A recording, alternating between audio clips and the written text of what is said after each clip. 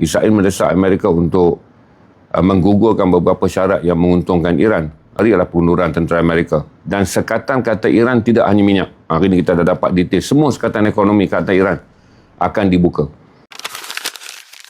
Tarikh pun dah tak ingat. Kan?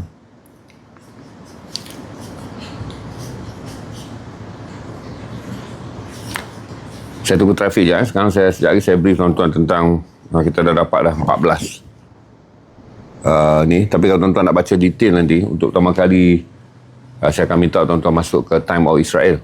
Kerana Time of Israel review dalam point of view Israel yang sangat desperate kerana perjanjian ini. Jadi tuan-tuan boleh baca daripada pelbagai, sama ada nanti tuan-tuan nak lihat laporan yang lebih neutral, ada di Reuters, laporan yang lebih pro Arab, adalah di Middle East Monitor. Laporan yang lebih terperinci dan panjang ada di Al Jazeera. Sebab saya tak boleh tunjuk dah phone. Kalau saya tunjuk phone punya link, TikTok akan baca sebagai memaparkan perkara yang bertentangan. Itu semalam saya kena ban back kuning 12 minit. Pun saya perasan kerana menunjukkan link phone adalah satu kesalahan.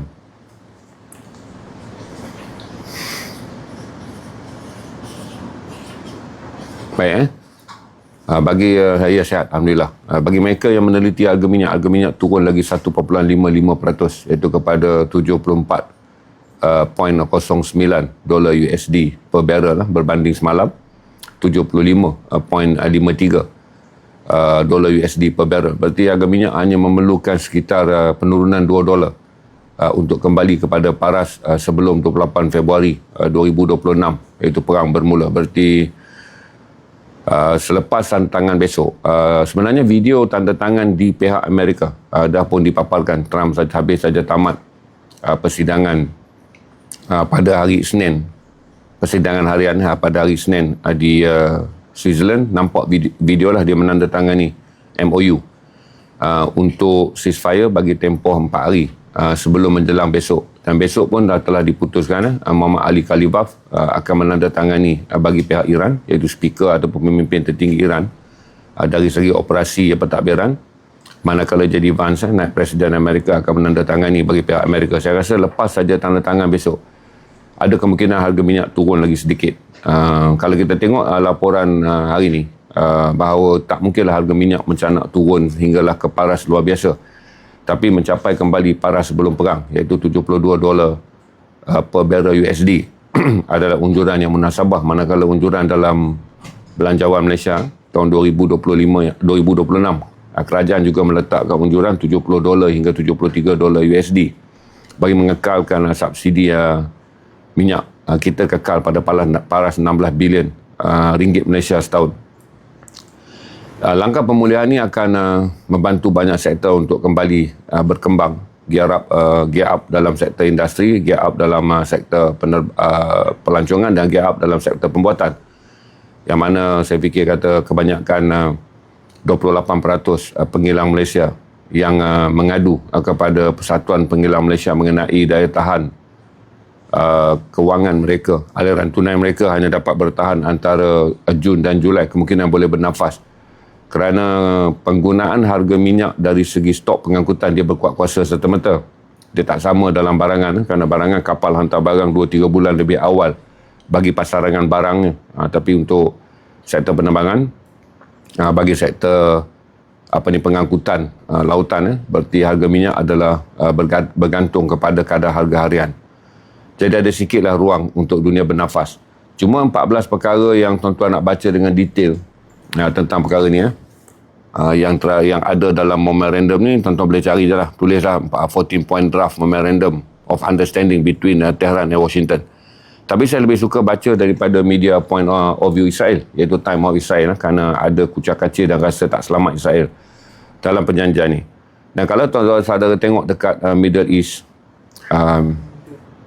East Monitor, nampak dengan jelas laporan mengatakan bahawa ketika perjanjian ini nak ditandatangani, Israel mendesak Amerika untuk menggugurkan beberapa syarat yang menguntungkan Iran, terutama satu adalah kawalan peluru balistik yang dimiliki oleh Iran, peluru berpandu yang dimiliki oleh Iran. Yang kedua yang paling mereka marah adalah Amerika menyertai, bukan, saya betulkan tambahan maklumat, bukan lagi sumbangan 300 bilion itu datang daripada negara-negara Arab yang sedia untuk membantu Iran sekiranya Iran menghentikan serangan dan buka Selat Hormuz. Amerika juga menjadi sebahagian daripada perdana $300 bilion USD yang akan diberikan secara berkala selagi Iran menunjukkan tanda-tanda akan proses pematuhan ni. Berarti saya bagi tahu kata checking point dia, bagaimana perjanjian ini boleh dilihat dalam bentuk yang bermasalah. Satu adalah kerana tempoh 4 hari, saya jangka besok memang akan sign tanda tangan di Switzerland, di mana wakil Amerika yang tamat mengadakan pertemuan di Perancis dalam sidang G7 yang diketuai oleh Trump sendiri, tapi JD Vance yang akan menandatangani akan ke Perancis, akan ke Switzerland untuk menandatangani. Jadi lepas besok ada 60 hari tempoh yang diperbincangkan bagi mencapai beberapa rundingan yang lain. Salah satu yang akan berkuat kuasa segera dalam tempoh 60 hari adalah pengunduran tentera Amerika. Dan sekatan kata Iran tidak hanya minyak. Hari ini kita dah dapat detail semua sekatan ekonomi kata Iran akan dibuka. Cuma proses pencairan aset yang dibekukan akan dilepaskan berperingkat-peringkat. Iran telah menuntut angka pertama 25 bilion USD dulu dilepaskan sebagai syarat pertama untuk proses 60 hari. Manakala bakinya akan dilepaskan berperingkat-peringkat mengikut kemajuan proses rundingan.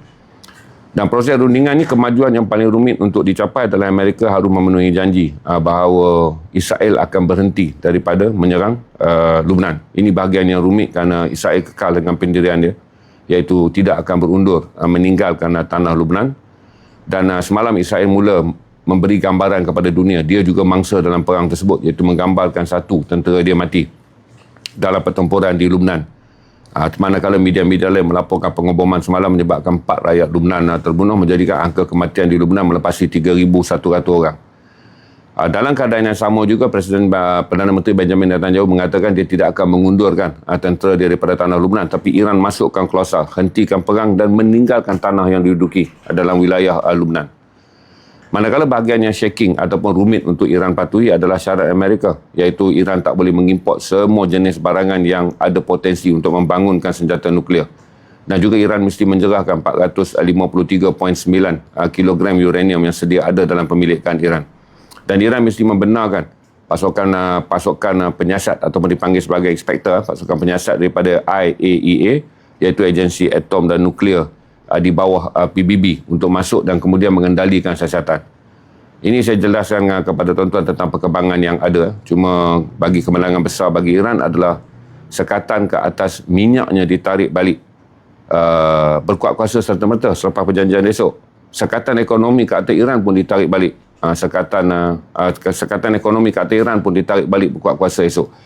Cuma pemulangan hasil pembekuan harta Iran yang terdapat antara 100 ke 200 bilion yang dibekukan akan dipulangkan secara berperingkat. Jadi kita akan tengok klaus akhir sama ada mereka bersetuju dengan 25 bilion USD harta dicairkan lebih awal, kemudian bakinya akan progres dalam tempoh 60 hari. Manakala begitu juga dengan kemenangan besar Iran, kerana Iran tuntut pampasan perang. Saya fikir Amerika nak jaga air muka dia, dia tak nak bayar semua pampasan perang, tapi dia kata dia akan bersama dengan negara-negara teluk yang terjejas dalam perang ni akan ikut membantu Iran membangunkan semula bahagian yang musnah ketika perang berlaku. Dan Qatar menjadi negara yang pertama menyahut seruan ini. Hari ini Qatar mengesahkan tanda tangan untuk membekalkan 1,000 kilowatt bekalan elektrik ke Iran, bagi membolehkan Iran yang terjejas banyak jana kuasa dia yang dibom oleh tentera Amerika dapat menikmati peringkat awal pemulihan sebelum jana kuasa ini dipulihkan sepenuhnya. Dan dalam kes pembekalan elektrik oleh Qatar ke Iran, mereka ada satu perjanjian yang akan mereka laksanakan bagi membolehkan Qatar menjadi negara yang membantu Iran memulihkan semua teknologi jana kuasa elektrik untuk kegunaan masyarakat dia dan kegunaan industri. Manakala bahagian yang lain pula adalah termasuk hal-hal yang berkaitan dengan ini, tuan-tuan boleh tengok dekat sini . Saya kata tuan-tuan, saya lebih cadangkan tuan-tuan pergi ke Time of Israel untuk menggalakkan orang Malaysia membaca media dari kacamata Israel. Sebab saya dah jelaskan, tuan-tuan dah cerdik, tuan-tuan tak baca benda untuk dipercayai. Tuan-tuan baca benda untuk mengetahui maklumatnya. Kerana geopolitik bukanlah akidah. Baca jejas akidah, baca jejas akidah. Jadi tuan-tuan pergilah ke Time of Israel dan tuan-tuan akan baca dan tuan-tuan akan dapat tengok banyak maklumat. Dan inilah tuan-tuan boleh fikir cara Israel berfikir supaya tuan-tuan boleh faham. Bila tuan-tuan baca Reuters, barat yang neutral berfikir. Tuan-tuan baca Al Jazeera, tuan-tuan baca Middle East Eye, Middle East Monitor, tuan-tuan baca The Cradle adalah media pro kepada dunia Islam. Kemudian tuan-tuan baca BBC, tuan-tuan tengok ni, kita anggap sebagai boleh diketahui maklumatnya kerana mereka ada akses maklumat yang detail, tetapi tak menjadikan tuan-tuan kemudiannya orang yang dikelirukan oleh maklumat. Tuan-tuan akan memiliki timbang tara maklumat yang 360 darjah untuk baca. Ya, The Guardian juga. The Guardian juga. Cuma The Guardian ni, dia mungkin saya masuk banyak. Dia hantar dekat saya banyak kerana saya engage dengan The Guardian banyak untuk story alam sekitar, untuk story ekonomi dan story perang Iran-US. Tapi tuan-tuan boleh saja engage dengan media lain yang tuan-tuan rasa sesuai. Tuan-tuan klik baca banyak kali, dan lama-lama tuan-tuan akan menjadi orang yang dihubungi oleh update media tersebut. Jadi saya galakkanlah tuan-tuan masuk The Jerusalem Post. Dia beraliran ultra. Jerusalem Post ni dikuasai oleh pro-ultra, iaitu laporan-laporan dia sangat pro-Israel. Time of Israel ni adalah milik sekular. Yang dia nak dunia baca dia cuba kawal naratif dia. Tapi kawalan naratif dia tetap menggambarkan apa yang sedang difikirkan oleh Israel. Dalam Time of Israel terpukul teruk. Kolom-kolom dia semua menulis bahawa perbuatan Amerika ni seperti mengkhianati Israel. Kerana perjanjian ini membolehkan Iran mendapat pelepasan. Begini, mereka harap bila mereka serang Iran ni musnah. Mudah aja. Mereka harap mereka menyerang Iran ni ditinggal dalam keadaan musnah. Tapi dengan ada perjanjian ni, Iran menikmati banyak perkara yang lebih baik daripada sebelum dia diserang. Iaitu satu adalah sekatan ekonomi ke atas Iran ditarik balik dan sekatan minyak ke atas Iran ditarik balik. Yang kedua, mereka marah kerana setelah mereka berperang dan membelanjakan banyak wang untuk memusnahkan fasiliti Iran. Tetapi kini Iran dibantu untuk membangunkan kembali fasiliti dia dengan 300 bilion USD yang akan diperolehi secara berkala. 300 bilion USD ni tuan-tuan, 1.2 trilion ringgit Malaysia. Tuan-tuan boleh fikir banyak, berapa banyak mereka peroleh, iaitu kira-kira 2 tahun setengah belanjawan Malaysia. Cuma fasa mengenai penyerahan bantuan ni kita akan lihat kemudian. Kerana satu adalah menghormati perjanjian ni, Amerika tidak berdedahkan mana negara yang akan membantu, tapi kita boleh nampak negara yang terjejas oleh perang ni adalah Qatar, Arab Saudi, Kuwait, Bahrain, Iraq dan juga Oman. Ini 6 negara yang ada minyak dan tak mustahil. Dana 300 bilion ni tak besar bagi mereka kalau dikongsi-kongsikan mengikut standard dan status kekayaan negara-negara tersebut. Dan seterusnya saya beritahu pada tuan-tuan, antara yang penting kalau tuan-tuan baca Time of Israel, dia jelaskan 14 perkara ni bukan dalam bentuk grafik. Dia jelaskan satu persatu dan bagaimana Israel melihat 14 perkara ni. Ada 5 perkara yang Israel sangat marah kerana Amerika menyenaraikannya sebagai syarat perjanjian untuk dipersetujui bersama dengan Iran. Kalau Middle East Monitor, tuan-tuan akan nampak story United States reject Israel request to review the memo. Kemudian kalau tuan-tuan baca juga Middle East Monitor, Qatar supply 1000 megawatt electric to Iran. Kalau tuan-tuan baca Arabia English, nampak video dia Trump menandatangani MOU yang akan berakhir hari ini. Besok Jumaat akan ada tanda tangan menuju ke perjanjian. Perjanjian tu dalam tempoh 60 hari, Iran dan klaus kan kat situ. Klaus yang bahagian ke-14, perjanjian ini akan dimanifestasikan dalam bentuk resolusi dan akan dijadikan resolusi United Nations Security Council untuk jaga kepentingan Iran. Perjanjian dia dengan Amerika tak boleh dibohongi kerana dia perjanjian yang kemudiannya dibentuk sebagai resolusi. Itu ya, begitu juga saya tengok Middle East, China juga hari ini memaklumkan mereka akan menghantar bantuan kemanusiaan kepada Iran kerana Selat Hormuz dah buka. Mereka akan menghantar bantuan kepada Iran dalam bentuk bantuan kemanusiaan. Ini antara berita-berita yang berkembang pada hari ini dalam isu Selat Hormuz, walaupun kita tak dapat jumlah berapa banyak minyak yang dibenarkan lalu. Kerana satu adalah kemungkinan semua orang menumpukan kepada tunggu sampai tanda tangan sign besok dan kemudiannya kapal-kapal minyak akan lebih banyak keluar daripada Selat Hormuz. Dan bermula pada besok bila tanda tangan dilaksanakan. Dalam MOU ni, Iran tidak tertakluk untuk mematikan semua poyok api yang dia pasang di Selat Hormuz bagi mengelakkan kapal-kapal ni keluar. Tapi bermula esok selepas tanda tangan, Iran diberi masa 30 hari untuk mematikan semua poyok api yang dia pasang bagi membolehkan Selat Hormuz yang 33 km tu dapat digunakan oleh semua kapal yang terperangkap. Yang mana mengikut Reuters ada 1,200 kapal terperangkap sejak perang ini bermula dan ada 20,000 orang anak kapal yang telah pun tidak dapat bergerak keluar dan turut terperangkap di pelabuhan-pelabuhan yang berada dalam sekitar rantau teluk. Iaitu saya update tuan-tuan untuk hari ini. Manakala secara tiba-tiba, walaupun Israel masih lagi menutup pintu Karem Abu Shalom, tapi pintu Karem Abu Shalom semalam dibuka. Bukan untuk bantuan kemanusiaan, tapi 3 tahanan Palestin dibebaskan. Kita tak pasti kenapa 3 tahanan Palestin dibebaskan, sama ada ini adalah paksaan Amerika. untuk menunjukkan bahawa Gaza akan kembali berada dalam radius perbincangan yang seterusnya. Kerana kalau ikutnya kedudukan Israel sekarang, dia mengambil tekanan yang besar ke atas Gaza di tengah-tengah dunia sedang sibuk dengan Iran dan Lubnan. Tapi hari ini pintu Karem Abu Shalom dibuka dan 3 tahanan Palestin dipulangkan. Ada foto dia pun, kalau Tiala ada tengok latest release Palestinian tengok dekat Anadolu Agency.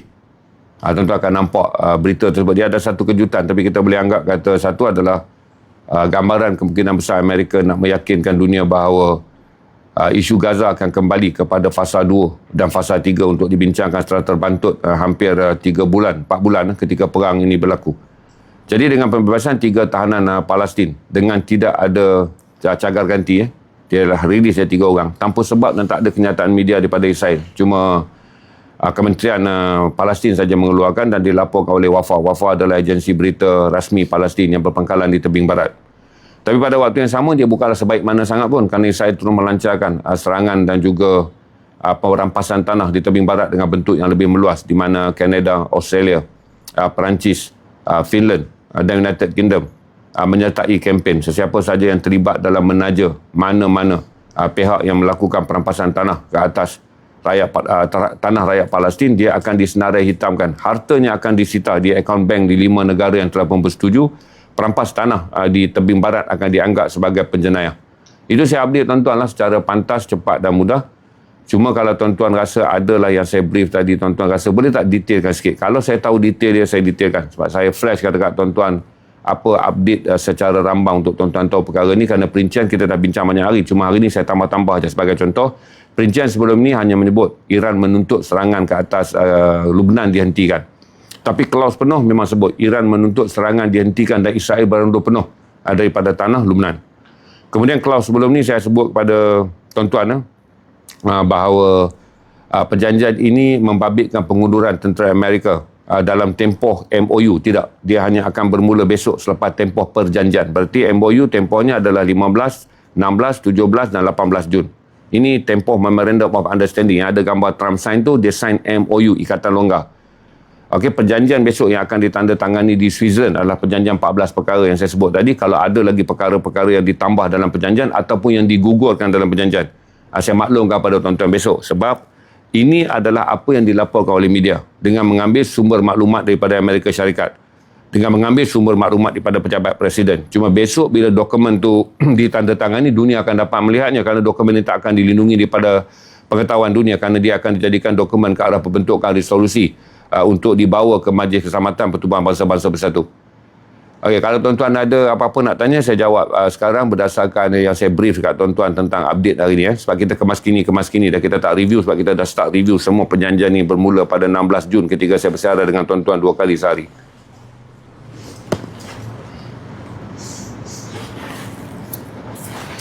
Siapa yang dah mula praktis untuk mula klik dan mula search berita mengenai Selat Hormuz ataupun Iran-US war, siapa yang dah start klik mengenai El Nino. El Nino pun hari ni menteri menteri pada alam sekitar kita, Datuk Joseph Kurup juga mengeluarkan kenyataan. Baik, secara puratanya musim panas yang kita akan alami dipanjangkan kalau mengikut laporan Datuk Joseph Kurup selaku Menteri Alam Sekitar.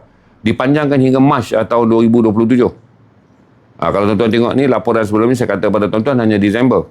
Tapi kata Datuk Dr. Joseph Kurup, ini adalah El Nino yang telah pun di mana dunia melihatnya sebagai yang paling panjang dan buruk. Sebagian mengatakan 140 tahun. Tapi bagi Pakistan yang terburuk dalam tempoh 60 tahun. Bagi Australia yang terburuk dalam tempoh 40 tahun.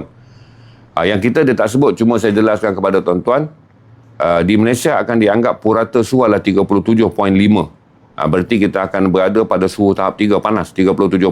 Jadi kata Datuk Joseph Kurup, kerana tempoh kemarau ini panjang, tuan-tuan boleh masuk ke FMT. Free Malaysia Today, ini ada laporan dia. Pendek, tapi inilah yang dikeluarkan secara straightforward. Di mana 37.5 darjah Celsius purata suhu yang akan diperoleh oleh Malaysia adalah panas. Berada dalam tahap 3. Kerana 37 darjah Celsius saja kalau mengikut Kementerian Pendidikan Malaysia. Kalau 3 hari betul-betul sekolah perlu ditutup. Tak mungkinlah kalau suhu yang panas begini berlarutan. Orang biasa je, Aswad, Aisyah. Siapa 3 rakyat Palestin dibebas dah tahanan biasa. Dia tidak membabitkan tahanan-tahanan yang dituntut. Dia tak ada dekat situ Dr. Hussam Abu Safia, tak ada. Jadi dia hanya 3 je. Satu je gambar saya dapat tengok seorang pemuda Palestin dibebaskan. Baik, saya balik tadi. Kata Datuk Dr. Joseph Kurup, cuaca 37.5 darjah Celsius ni akan memberi 3 kesan besar ke atas kita. Iaitu satu adalah ancaman terhadap pertanian. Ini kita boleh rujuk balik kepada kenyataan Persatuan Pesawah Kedah, bahawa kemungkinan besar baki 80% tanah bendang di Kedah ni ramai yang tak akan menabur benih padi kerana mereka bimbang sekiranya cuaca panas ekstrim yang panjang akan menyebabkan padi yang akan mula tumbuh. Sekarang ni masih ada hujan, air masih ada, tapi akan tumbuh tak mampu survive. Kerana Datuk Dr. Joseph Kurup mengatakan ancaman pertama adalah terhentinya takungan air. Berarti hujan kemarau yang sangat panjang 37.5, berarti kita akan kekurangan bekalan air. Jadi bekalan ini akan mengancam tanah pesawah kerana agihan air akan disalurkan kepada keperluan pengguna. Agihan air juga perlu disalurkan kepada sektor pertanian.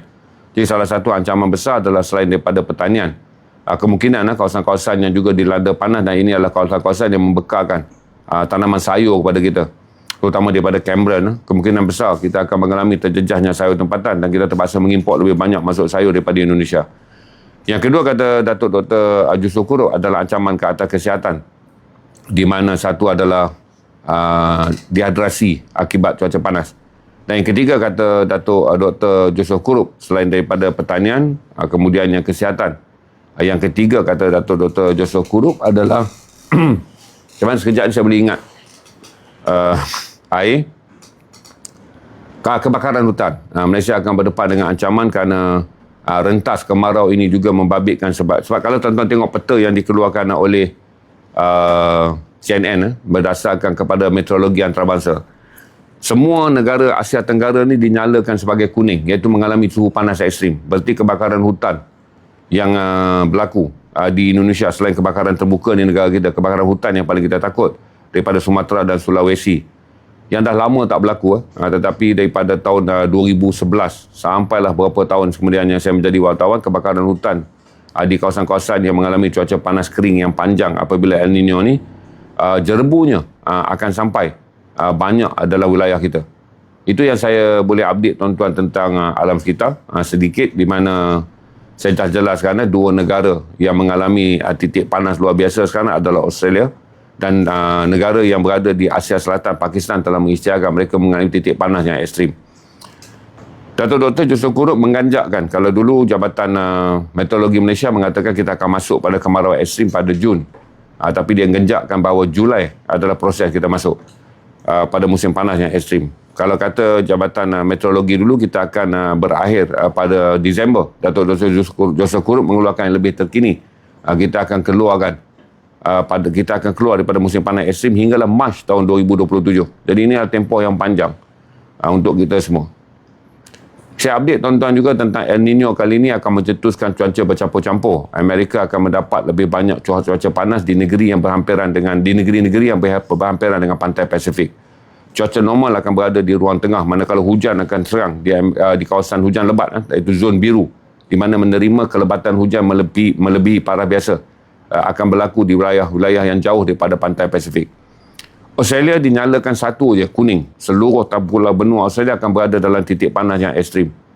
Itu saya update tuan-tuan. Kalau tuan-tuan rajin cari map dia, tuan-tuan akan nampak World Map El Nino 2026. Tuan-tuan Google je lah, World Map El Nino 2026. Nanti tuan-tuan akan lihat banyak map. Ada sebagai map disediakan oleh United Nations. Ada setengah map disediakan oleh bahagian-bahagian kajian yang lain yang berkaitan dengan alam sekitar. Jadi dengan melihat peta tersebut, tuan-tuan akan tahu Malaysia dan Asia Tenggara berada dalam zon mana, dan mana kawasan garisan yang menyala kuning, tuan-tuan akan refer. Kalau tuan-tuan tengok benua Asia Selatan, itu adalah zon makanan yang sangat besar. Dia menyala zon kuning, berarti ancaman ke atas tanaman padi di India dan juga tanaman gandum di India juga salah satu daripada yang menjadi perhatian dunia, kerana ini adalah negara yang menjadi salah satu negara pengekspor beras. Manakala zon ini juga menyala di Vietnam dan juga Thailand, yang juga sama seperti kita, di mana mereka adalah negara pengeluar beras yang terbesar dan pengekspor beras yang kita bergantung sebanyak 40% bekalan setiap tahun daripada kedua-dua negara ni. Jadi rantaian makanan berada pada titik genting.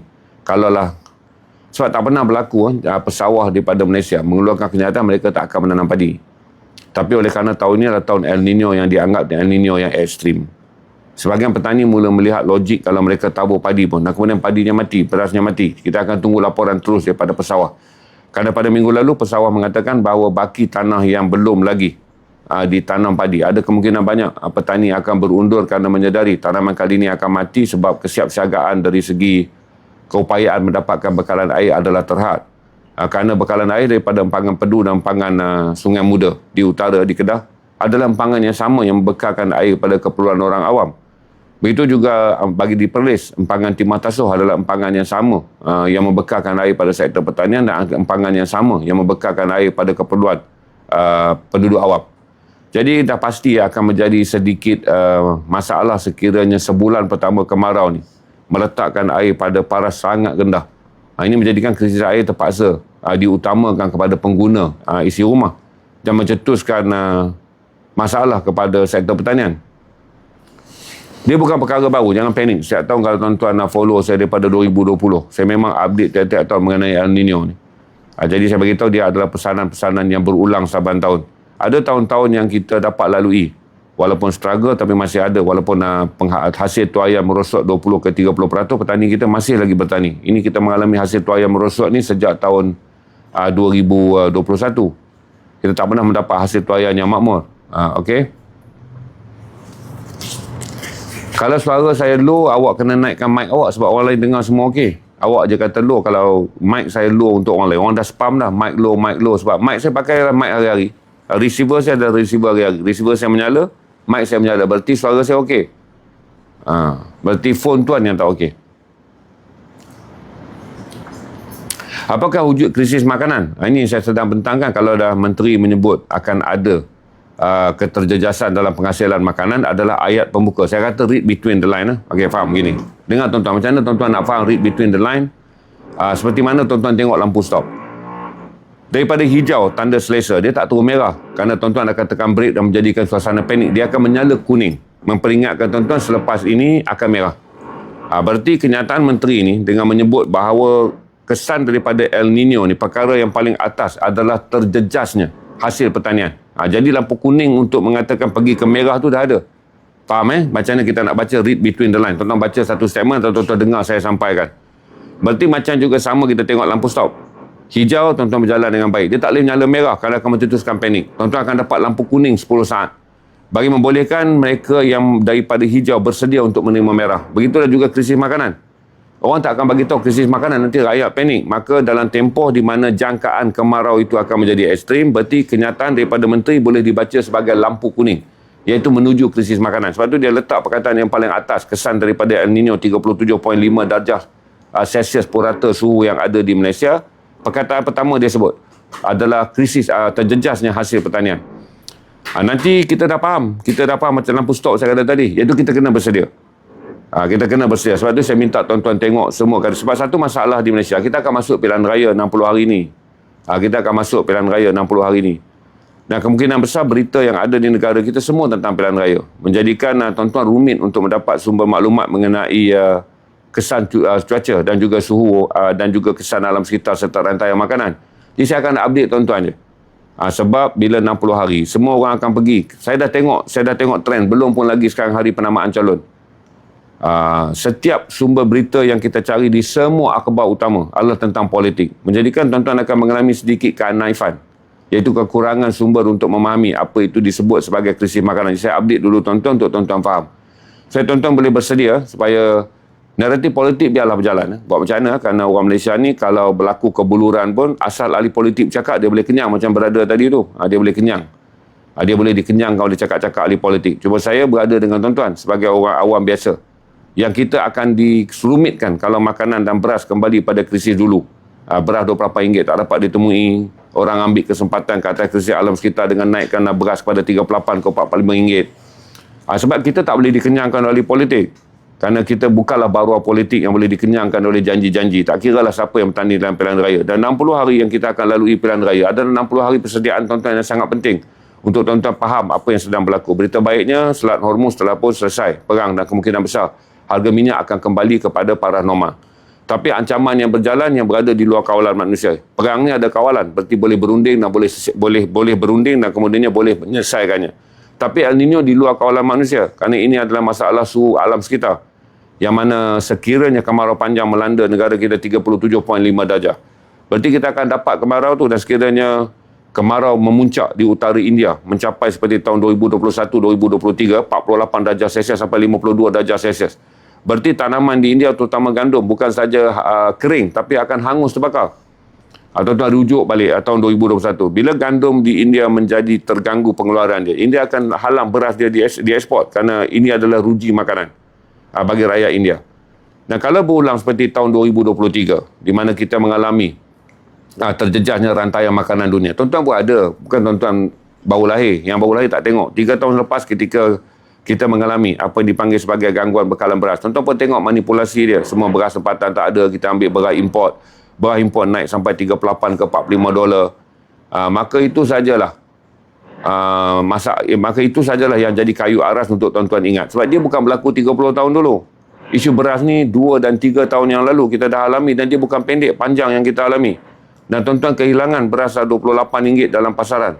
Di mana tuan-tuan terpaksa membelanjakan antara RM10 hingga ke RM15 untuk mendapatkan beras yang dimanipulasikan. Oleh kerana kita tak ada sistem. Sebab kita ingat pada tahun-tahun tu, kita run setiap hari, tuan-tuan protes setiap hari. Semua orang marah setiap hari di media sosial. Kita akan dapat janji daripada kerajaan, berasnya ada. Mereka yang berada dalam Kementerian Perdagangan Dalam Negeri, mereka yang berada dekat Kementerian Pertanian, dia heret menteri dia heret semua orang untuk bagi tunjuk beras tu ada. Kalau tuan-tuan ingatlah pembohongan 2023 dan 2024 adalah pembohongan terburuk dalam sejarah. Di mana tuan-tuan semua keluar pergi cari beras RM26. Beras RM20 tuan-tuan pergi cari. Tak ada. Tuan-tuan boleh bayangkan tak, setiap hari kerajaan mengatakannya ada. Jadi kita dah lalu satu proses yang mengajar kita bahawa walaupun bukti nyata ada di depan mata kita, kita tak boleh beli beras tu. Beras tu tak ada. Dan kita hari-hari mengatakan beras tu tak ada. Tuan-tuan potong video saya, viralkan apa semua. Dan mereka jawab mudah aja. Mereka tak menyerang saya secara peribadi. Mereka menganggap kata, oh berasnya ada. Dia letak menteri dekat satu tempat emporium yang ada beras tu. Dia kata sini ada beras RM26. Kemudian dia bawa menteri pergi duduk dekat Perlis. Dia tunjuk, sini hasil tuaiannya bagus, 4 tan per hektar. Di mana tuan-tuan pun merasa lah sekali kan, kerana kita dah rasa tak ada benda dah nak bercakap. Bila kita rasa teruknya ketidakfahaman mereka tentang masalah kita. Kita pun dah tak terul lah. Sebab kita kata ini bukan gurau senda. Di mana langkah kerajaan enggan mengakui bekalan beras kita terjejas dan beras RM26 tak ada. Kita protes dengan mengatakan ini bukti yang terbukti depan mata. Tapi mereka menafikannya. Jadi saya nak ingatkan pada tuan-tuan, untuk lebih bersedia kerana kita akan menghadapi jawapan yang sama. Nanti bila saya stream dan pantai kerajaan teruk, KPDN akan hantar wakil dia untuk ganggu. Keluarkan read kononnya saya disaman untuk hadir. Timbulkan kebimbangan pada keluarga saya. Kemudian saya akan pergi. Dia ingat saya budak-budak baru up, saya akan pergi. Saya akan maki balik. Kerana saya kata sebagai seorang penyampai maklumat, read saman tak perlu sampai ke rumah saya pun. Rid Saman ni boleh cari dia nombor saya, inbox saya dan bagi. Kenapa nak timbulkan intimidasi, rasa takut pada keluarga saya, seolah-olah saya seorang suami yang bermasalah bila bercakap tentang beras.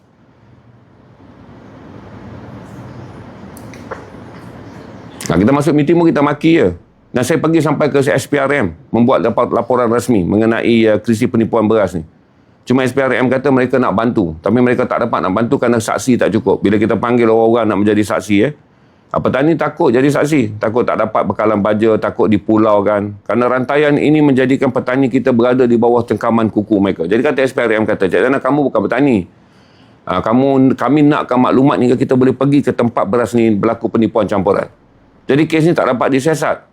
Kerana petani sendiri berasa mereka takut mereka diboikot oleh agensi-agensi yang mengilingi mereka dengan cengkaman kuku untuk menutup mereka daripada bertindak, mendedahkan semua benda ni. Jadi kita dah lalu tahun-tahun di mana krisis mengenai beras ni telah meletakkan kita dalam keadaan sengsara.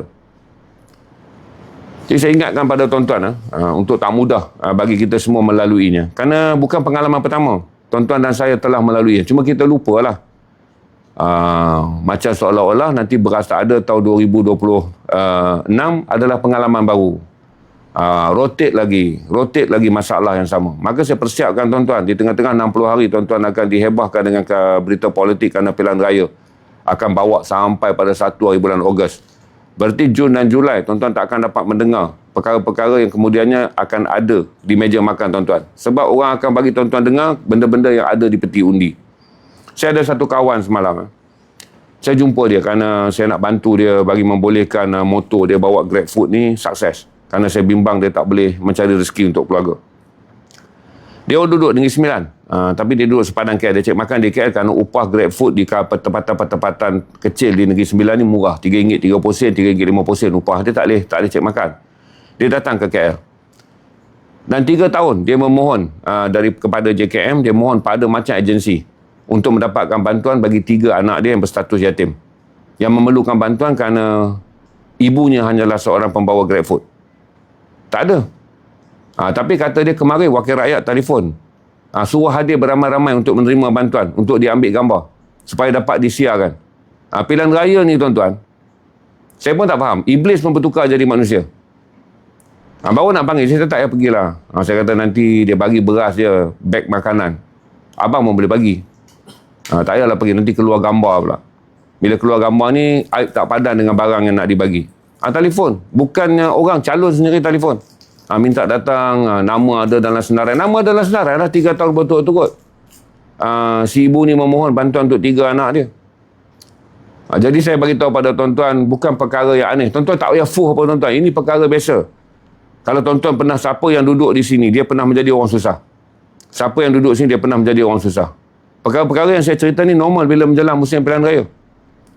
Yang mak bedridden, nanti dapatlah kunjungan. Lepas tu kena ambil gambar, kena ambil semua.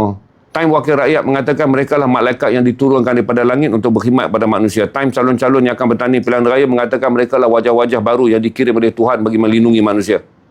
Tuan-tuan tahu bukan perkara baru. Tuan-tuan pun bukan pelik. Macam orang seperti saya juga. Kita tak mengundi di Amerika.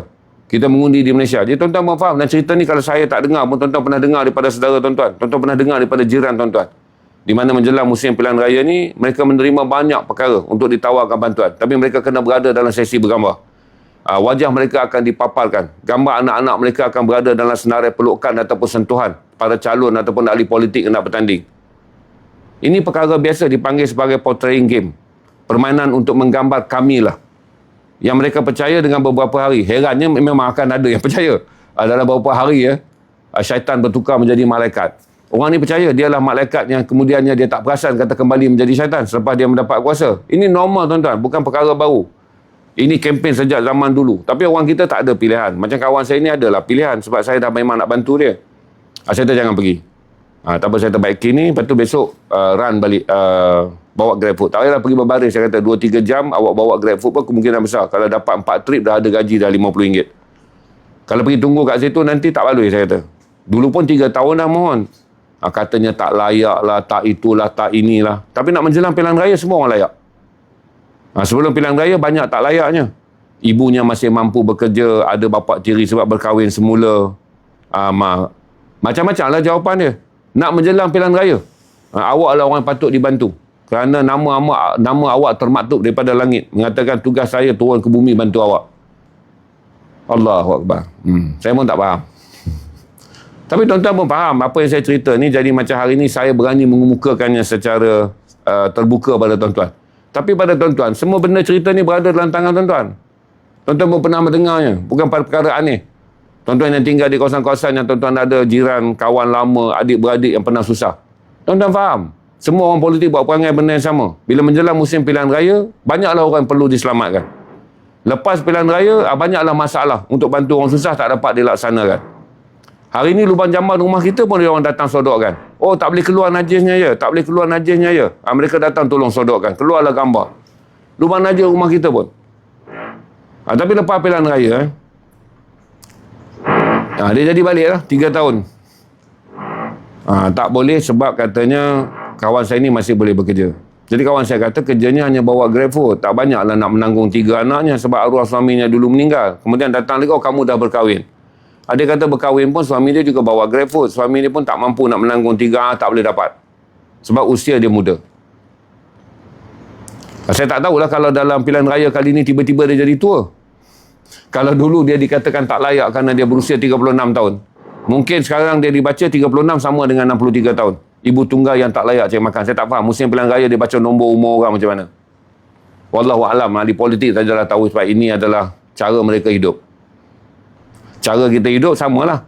Setahun naik satu angka je. Tak mungkinlah 37 lepas tu menjelang pilihan raya jadi 63.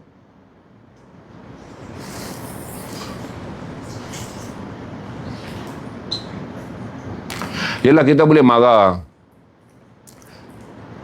Kita boleh marah. Saya tak marah. Saya tak marah apa tuan-tuan. Kita akan hidup dalam sistem ni. Cuma saya kata, bila saya bagi maklumat tak payah maki ahli politik. Tuan-tuan ambil dalam pengetahuan tuan-tuan. Supaya kadang-kadang kalau saya tak peringatkan, tuan-tuan lalai. Ahli politik ni kita akan undi. Sebab orang baik memilih hidup di masjid.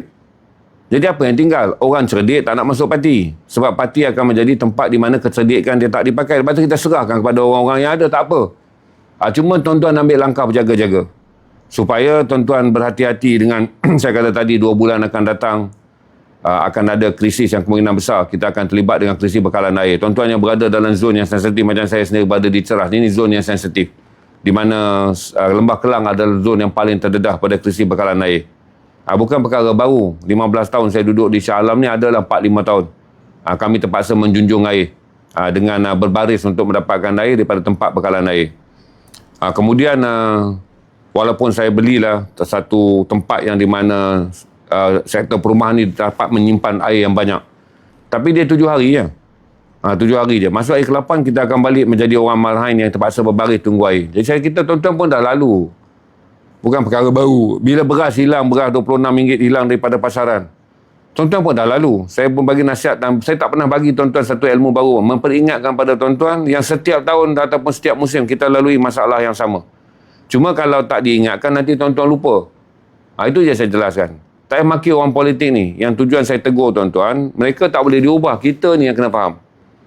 Sebab ahli politik bukan dalam kawalan kita. Mereka ada kawalan mereka sendiri. Kalau kita berada dalam kawalan mereka, ya. Media mereka, cakap mereka, doktrin mereka boleh mempengaruhi kita. Cuma saya jelaskan nak kita kawal dalam bahagian kita sendiri untuk faham. Berhati-hati dengan kenaikan harga barang, berhati-hati dengan krisis rantaian makanan, berhati-hati dengan fenomena yang kita tahu supaya kita dapat mengawal. Satu adalah bentuk pembiayaan, cara kita menguruskan kewangan, cara kita bersedia.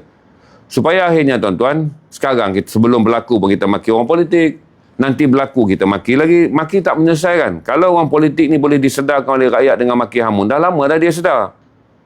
Berarti tak payah meletihkan kita je. Tuan-tuan fokus je kepada kesiapsiagaan yang tuan-tuan boleh ambil. Sebagai contoh saya jelaskan tentang cuaca panas.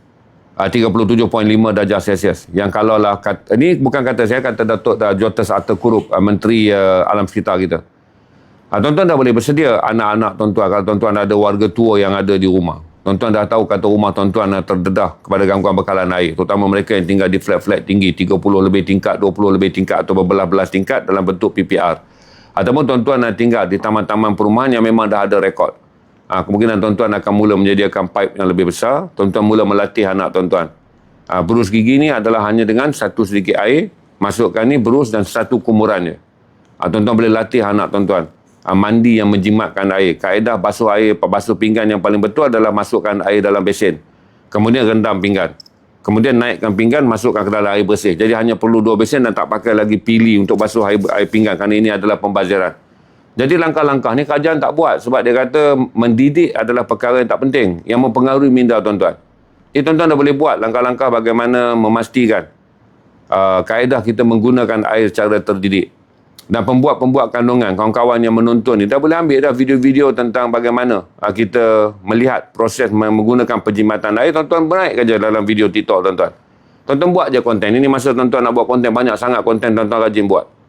Daripada tuan-tuan duk buat je konten yang saya pun letih nak dengar kan. Bintang jangan kau menangis. Letih lah. Sekarang ni ada satu lagu pula kan. Aku bukan pilihan dah kau pergi mana. Nanti bila kau dah gagal disakiti dunia, kau kembali pada aku, ruang hatiku yang kecil. Hari-hari tuan-tuan dengar. Jadi saya cerita dekat tuan-tuan.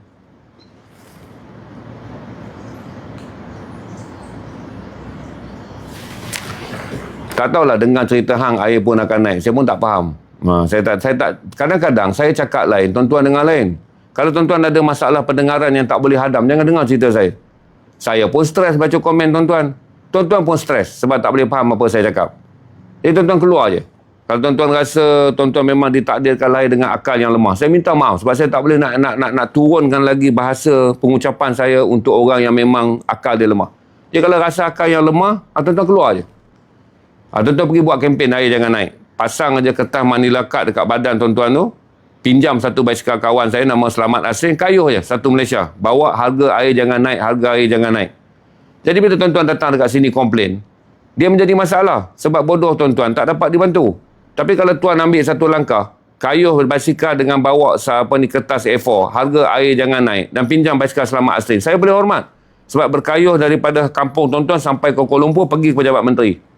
Nampaklah tuan-tuan ni orang yang ada passion walaupun bodoh. Tindakan tuan-tuan ramai orang akan suka. Inilah langkah si bodoh yang paling cerdik untuk masyarakat dia. Tapi tuan-tuan bodoh, masuk dan tuan-tuan menggambarkan kebodohan tuan-tuan. Langsung tak membantu. Kita nak makan juga jasa orang bodoh. Dari segi tindakan. Nampak walaupun nampak macam tak berbaloi tindakan dia, tapi kebodohan ini ada manfaat dia. Di mana ada orang sanggup berkayuh, bawa kertas ataupun bawa bendera jangan naik harga air, berpuluh-puluh kilometer sampai ke pejabat menteri, sampai ke pejabat Perdana Menteri, melahirkan pandangan dia.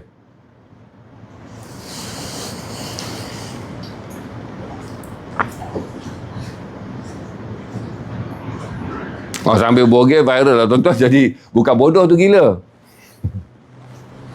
Jangan suruh dia berbogel tuan-tuan. Dia tak apa cerdik tu. Kalau mau dia bogelnya betul, tuan pula kena menanggung. Dia akan print screen.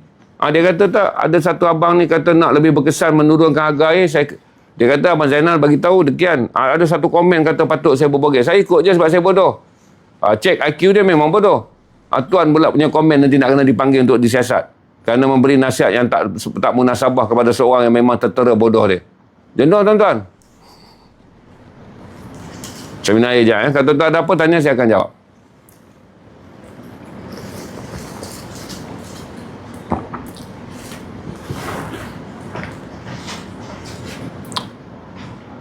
Ya, kadang-kadang kita ada satu konsep sekarang. Sombong dengan orang sombong satu sedekah, balas bodoh pada orang bodoh satu jariah. Sehari masuk orang kurang ajar, kita akan balas kurang ajar pada orang kurang ajar. Adalah satu manfaat.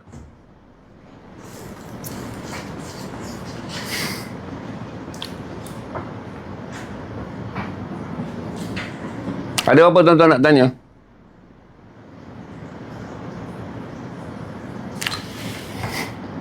Izzat, kau jadi terkoyak ke? Izzat Hazi Al-Faq. Kau dah jadi terkoyak lah. Naik perkataan sial pula. Saya pun tak tahulah Izzat. Aku nak sebut nama kau pun dia jadi rumit. Ishak. Kau jadi koyak ke apa ke tak tahulah, kau keluar sial kan.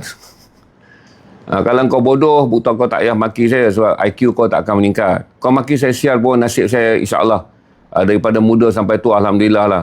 Daripada keluarga miskin saya hidup agak sukses sekarang. Kalau kau nak suruh saya sial pun saya nampak macam bukan itu cara dia. Tapi perkataan sial tu gambar kau bodoh itu saya. Jadi kau baikikanlah dulu. Takut nanti yang malang kau. Saya tak blok. Sebab dia ni pun tak ada tempat nak pergi dah. Balik rumah pun mak tengok muka pun macam mak tengok muka sampah je. Jadi dalam hidup dia kenal perkataan sial je. Sebab keluarga dia pun anggap dia sial. Kawan-kawan pun anggap dia sial.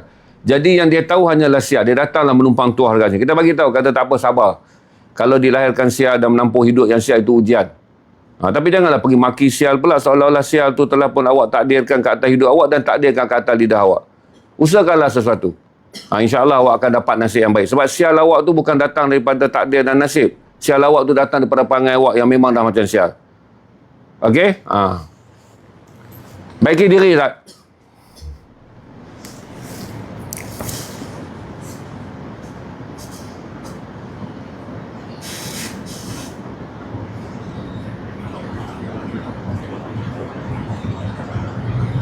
Ya tu Haji. Ada apa-apa siapa nak tanya? Nasihat kerjaya. Okey Zuhair. Okey, kita pergi pada nasihat kerjaya. Bagi siapa yang nak melihat kerjaya berpotensi tinggi yang ada sekarang, sebab ramai orang belakang. Sebab kita, saya racing saya pindah ke dunia kerjaya tapi SME. Berarti selain daripada saya run dengan tuan-tuan banyak live untuk saya kekalkan buku ni, Zia Resim telah pun memindahkan strategi untuk Persuku tahun ni bawa ke tahun depan adalah membantu mereka dalam kerjaya dan juga perniagaan tanpa modal. Ingatlah, kita tumpukan hanya pada perniagaan tanpa modal. Hari Senin saya akan bentangkan kertas kerja saya. Hari Selasa saya akan bentangkan kertas kerja saya. Kepada penaja yang akan menyertai kempen kami yang pertama dengan menjadikan platform digital ni sebagai platform kerjaya. Dan platform digital ni adalah bukan kerjaya yang baru dibentuk, tapi kerjaya yang boleh diambil daripada sumber yang telah ada. Tuan-tuan dan puan-puan, bila pertama kali saya memulakan kerjaya selepas 26 tahun saya makan gaji. Okay, meninggalkan pekerjaan yang selesa dengan gaji terakhir saya RM25,000 sebagai Senior Vice President Marketing Strategik dan juga Promotion untuk TV Al Hijrah. Dan saya beritahu pada tuan-tuan, bila saya jual buku ni waktu saya jual adalah kerana industri ni dah susah. Dan sampai sekarang, industri ni tak pernah senang. Industri ini adalah industri yang tak pernah senang. Berarti salah satu menjadikan negosiasi dalam industri ini menjadi sangat relevan dan sangat humble dan tak berlaku pergeseran yang sangat besar adalah kerana saya kena menunjukkan sifat membantu mereka untuk pastikan jualan okey. Kedua, saya kena pulangkan wang mereka pada jadual supaya mereka ni tak gencat untuk terus menerbitkan buku baru. Berarti bila saya mulakan kerjaya saya sebagai streamer ni, saya tak perlulah modal sebab saya hanya beli phone, beli tripod. Waktu pertama kali saya live di jalan-jalan di Kuala Lumpur, saya tak nak beli studio, saya tak mampu nak, bukan tak nak, saya tak mahu keluarkan duit banyak. Nak set up studio ni perlu RM70,000. Jadi apa yang saya buat? Saya mulakan perniagaan tanpa modal dengan menggunakan satu phone, menggunakan satu tripod, dan saya pergi kepada pembekal buku yang tak boleh jual buku. Kemudian saya hanya perlu bayar je duit live stream saya. Kerana saya tak ada studio, saya tahu ramai orang di Malaysia nak tengok cantik tak Dataran Merdeka. Ramai orang di Malaysia nak melihat apa yang ada di Rivers of Life. Ramai orang Malaysia nak melihat bagaimana KLCC pada waktu malam. Ramai orang Malaysia nak melihat suasana lampu-lampu cantik, lorong-lorong gelap yang penuh dengan kisah dan sejarah. Ramai orang nak tahu di mana Datuk Bahaman bertempur ketika dia membantu dalam Perang Saudara Selangor 1871. Jadi saya tunjuk semua tempat-tempat ni. Menjadikan saya tak ada kos saya ni free. Anak saya je Syair jadi kamera. Kemudian saya ada assistant yang akan jaga bateri kalau kami panjang sampai 2 jam lebih. Waktu tu bateri berjalan begitu laju. Dengan perniagaan tersebut tuan-tuan, dalam tempoh 4 bulan saya dapat kumpul RM70,000 hasil menjual buku je, komisen saya jual buku. Syarikat buku ni suka sebab kalau dia nak tunggu orang beli buku di kedai, orang beli buku di kedai, orang beli buku di kedai. Satu adalah orang pergi ke market tak lagi nak masuk kedai. Ini dengar nanti saya beritahu kerjaya. Orang pergi buku, orang pergi ke mall, tak ingat kedai buku. Sebab orang pergi ke mall sama ada untuk shopping, sama ada untuk menonton wayang ataupun untuk makan. Jarang orang pergi ke mall untuk buku. Harga-harga sewaan di mall-mall besar telah menjadi mahal. Kedai buku ni naiklah tingkat 4. Orang naik tingkat 4 kalau ada DIY je. Sebab tuan-tuan nak beli spana, tuan-tuan nak beli pelayar, tuan-tuan tak akan perasan kata tuan-tuan naik tingkat 4 untuk beli buku. Buku ni tak ada. Tak ada. Dan kedai-kedai buku yang ada di tepi-tepi jalan pun, tuan-tuan keluar. Tuan-tuan tak akan singgah kedai buku. Sebab tuan-tuan keluar bersendirian, tuan-tuan akan cari makanan. Dan tuan-tuan bukan orang yang boleh berlama-lama mencari judul buku yang penuh dalam kedai buku. Tuan-tuan keluar dengan anak-anak tuan-tuan telah pun dilatih untuk bawa makan ataupun bawa bermain. Ataupun bawa kepada tempat-tempat yang dipanggil sebagai tempat-tempat leisure. Leisure ya, berhibur. Menjadikan kedai-kedai buku fizikal banyak ditutup. Sebab sewanya mahal, jualannya perlahan. Jadi syarikat-syarikat buku mula berharap buku-buku yang mereka cetak siapa nak jual. Berarti kita nak pergi pada peniaga yang shake hand dua-dua tengah balance. Awak ada buku, saya ada kemahuan menjual buku. Awak ada buku, saya ada kemahuan menjual buku.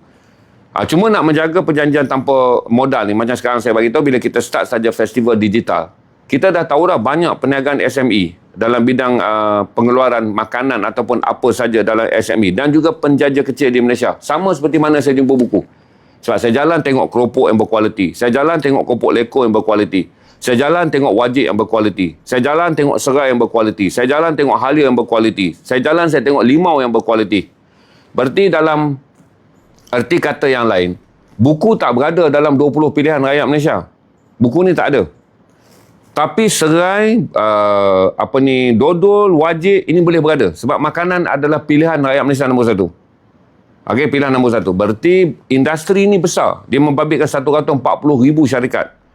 Dan saya ada satu kesedaran bahawa pada zaman saya dulu, projek yang turun semua projek besar-besar. Kita marah kerana lahirnya orang Melayu, kita kata yang limpah kekayaannya tak sampai kepada orang di bawah. Lahirlah tokoh-tokoh kekayaan yang kemudiannya kita maki sebagai proksi. Dia ni kaya kerana Mahathir. Dia ni kaya kerana orang ni. Dia ni kaya kerana orang ni. Kita marah orang je lain menjadi kaya. Tapi akhirnya apabila bantuan kepada orang Melayu melalui projek MARA dan juga projek-projek kerajaan telah berkurangan kerana ekonomi tak begitu baik dan juga dana-dana bantuan yang selama puluhan tahun dijadikan tongkat kepada orang Melayu ni tak boleh memajukan orang Melayu, maka tongkat tu ditarik. Jadi hiduplah generasi sekarang yang sangat berkualiti. Iaitu mereka ada generasi yang bekerja dan generasi yang berusaha yang tak tahu lagi mengharapkan bantuan, yang memang dah tak ada pun servis yang akan bagi mereka bantuan. Generasi ni kuat. Dipanggil kata circle 4 generasi kan. Generasi yang pertama dulu berjuang. Baca balik, saya ambil pusingan Ibn Khaldun untuk adik-adik semua yang nak mulakan kerjaya dan saya letakkan dekat mana Gen Z. Ini buku Ibn Khaldun. Ini bukan teori saya, Ibn Khaldun punya teori yang dipakai oleh seluruh masyarakat di dunia mengenai kejatuhan dan bangunnya satu negara. Generasi yang pertama adalah generasi yang berjuang. Dia tak ada apa kepentingan melainkan mendapatkan sesuatu yang penting ketika dia tak ada apa. Dia berjuang sama ada jadi peneroka Felda, dia berjuang sama jadi orang bendang, dia berjuang sama ada jadi kedai runcit, ataupun dia berjuang sama sampai tak dapat apa-apa untuk menyarakan keluarga. Datang generasi kedua, dia menikmati hasil perjuangan. Kalau bapa dia kaya, dia mewarisi harta. Kalau bapa dia memberikan dia pendidikan, dia dapat kerjaya yang baik. Tapi ketika ini tuan-tuan, dia dipanggil generasi yang menghormati kerana dia lihat perjuangan bapa dia. Jadi walaupun dia menikmati kualiti hidup yang baik, dia masih lagi berwaspada kerana dia melihat perjuangan generasi yang pertama. Tapi sayang, yang dia lihat itu hanya ada dalam ingatan, yang dia buat itu nampak di generasi yang ketiga. Iaitu bersenang lenang dengan hidup. Bila generasi kedua ni bersenang lenang dalam hidup dan dia hanya ingat saja kesusahan generasi pertama, tapi dia tak nampakkan pada generasi yang ketiga. Naiklah generasi ketiga yang hanya reti bersenang lenang. Jadi kalau bapaknya ada harta, hartanya habis. Kalau bapaknya sambung dia dengan pelajaran, pelajaran dia bagi gaji, dia pun tak pernah rasa cukup. Sebab dia tak tahu apa itu. Melainkan mengekalkan ataupun menambah gaya hidup yang dia pelajari pada generasi yang kedua. Naiklah generasi ni. Generasi yang keempat lagi teruk. Dia langsung tak tahu kerja kuat, dia tak tahu langsung tentang duit. Dia cuma tahu tentang gaya hidup. Maka jadilah dia generasi yang menghabiskan hidup, maka rasuah penuh dengan ketirisan dan musnahlah negara tu. Bila negara tu musnah, dia pusing balik generasi yang pertama. Dan saya selalu melihat kemunculan generasi Gen Z dan juga anak muda yang ada sekarang adalah pusingan generasi baru yang akan membentuk watak orang Melayu yang lebih kuat sebab dia tidak dilindungi. Watak orang Melayu lebih kuat kerana dia mampu bersaing. Watak orang Melayu lebih kuat kerana dia ada integrasi. Berarti orang Melayu berniaga, orang Melayu menjadi kuasa beli yang besar. Berarti pusinganlah pusingan ni. Jadi pusingan ni akan menghasilkan generasi yang kuat. Cuma apakah sama dengan generasi yang dulu? Beza generasi yang kuat ni, dia tak ada apa yang dipanggil sebagai orang yang membantu dia bagaimana kekuatan nak digunakan. Sebab zaman saya dulu tuan-tuan, kalau dengar orang kerja Grab 12 jam, kita tak pergi minta kerja tu, kata generasi saya malas lah. Sebab saya ni jatuh generasi yang keempat. Yang hanya reti kerana mewarisi kemiskinan, salahkan kerajaan. Manakala kawan-kawan sebaya saya yang mewarisi pendidikan, hidup berbangga-bangga dengan gelaran apabila menjawat jawatan yang kanan. Kawan-kawan saya yang ada kereta mewarisi daripada nenek moyang kaya, jual semua kereta. Saya hidup dalam generasi keempat. Putaran generasi jatuhnya orang Melayu ni. Tapi saya nampak tuan-tuan yang baru ni naik. Dia dah tak ada apa dah. Maka inilah naik generasi kreatif itu. Yang saya beritahu pada tuan-tuan, generasi yang sangat kreatif. Yang mana mereka mula menjarakkan diri daripada kesilapan yang mereka lihat. Dan mereka menjarakkan diri untuk tak mau lagi meneruskan apa yang generasi saya buat. Lainlah generasi yang lebih kuat. Saya tak kata semua, dia tak perlu semua. Tapi saya kata dalam generasi ni nampak. Sebab tu generasi ni boleh bekerja 16 jam bawa Grab. Yang mana kalau dicerita pada zaman generasi saya, disebut hamba abdi. Dia tak sebut hamba dah, hamba abdi. Kuli kehidupan. Kau akan mati dengan mencari dunia. Zaman saya tu penghinaan-penghinaan pada orang Melayu yang kerja kuat. Sebab orang Melayu ni dia bukan kata ibadat kuat tu baik tak. Dia kata kerja kuat tu hamba dunia. Dia tak beribadat pun. Cuma perkataan kerja kuat tu hamba dunia. Tapi dia tak berdakwah. Dia sebut je kalau kerja kuat je jadi hamba dunia. Dia pun tak buat apa tuan-tuan. Dia pun tak ke masjid. Cuma dia tak bekerja kuat untuk tidak menjadi hamba dunia. Dia adalah satu klaus yang jenaka pada zaman saya. Penghina-penghina kepada orang bekerja kuat ni tuan-tuan. Dengan mengatakan kita kejar dunia. Dia pun tak kejar akhirat. Dia kejar komen je. Cuma satu tak ada media sosial. Dia duduk kedai kopi, duduk jumpa dia, duduk kedai kopi, duduk sembang. Dia sembang kata alif di dalam lam, lam di dalam alif. Dia duduk cerita wahdatul wujud, segala macam ilmu yang dia ada lah. Lalulah kita ni. Dia cerita je, tak ada pun pergi masjid. Kita membaliklah kerja. Okey?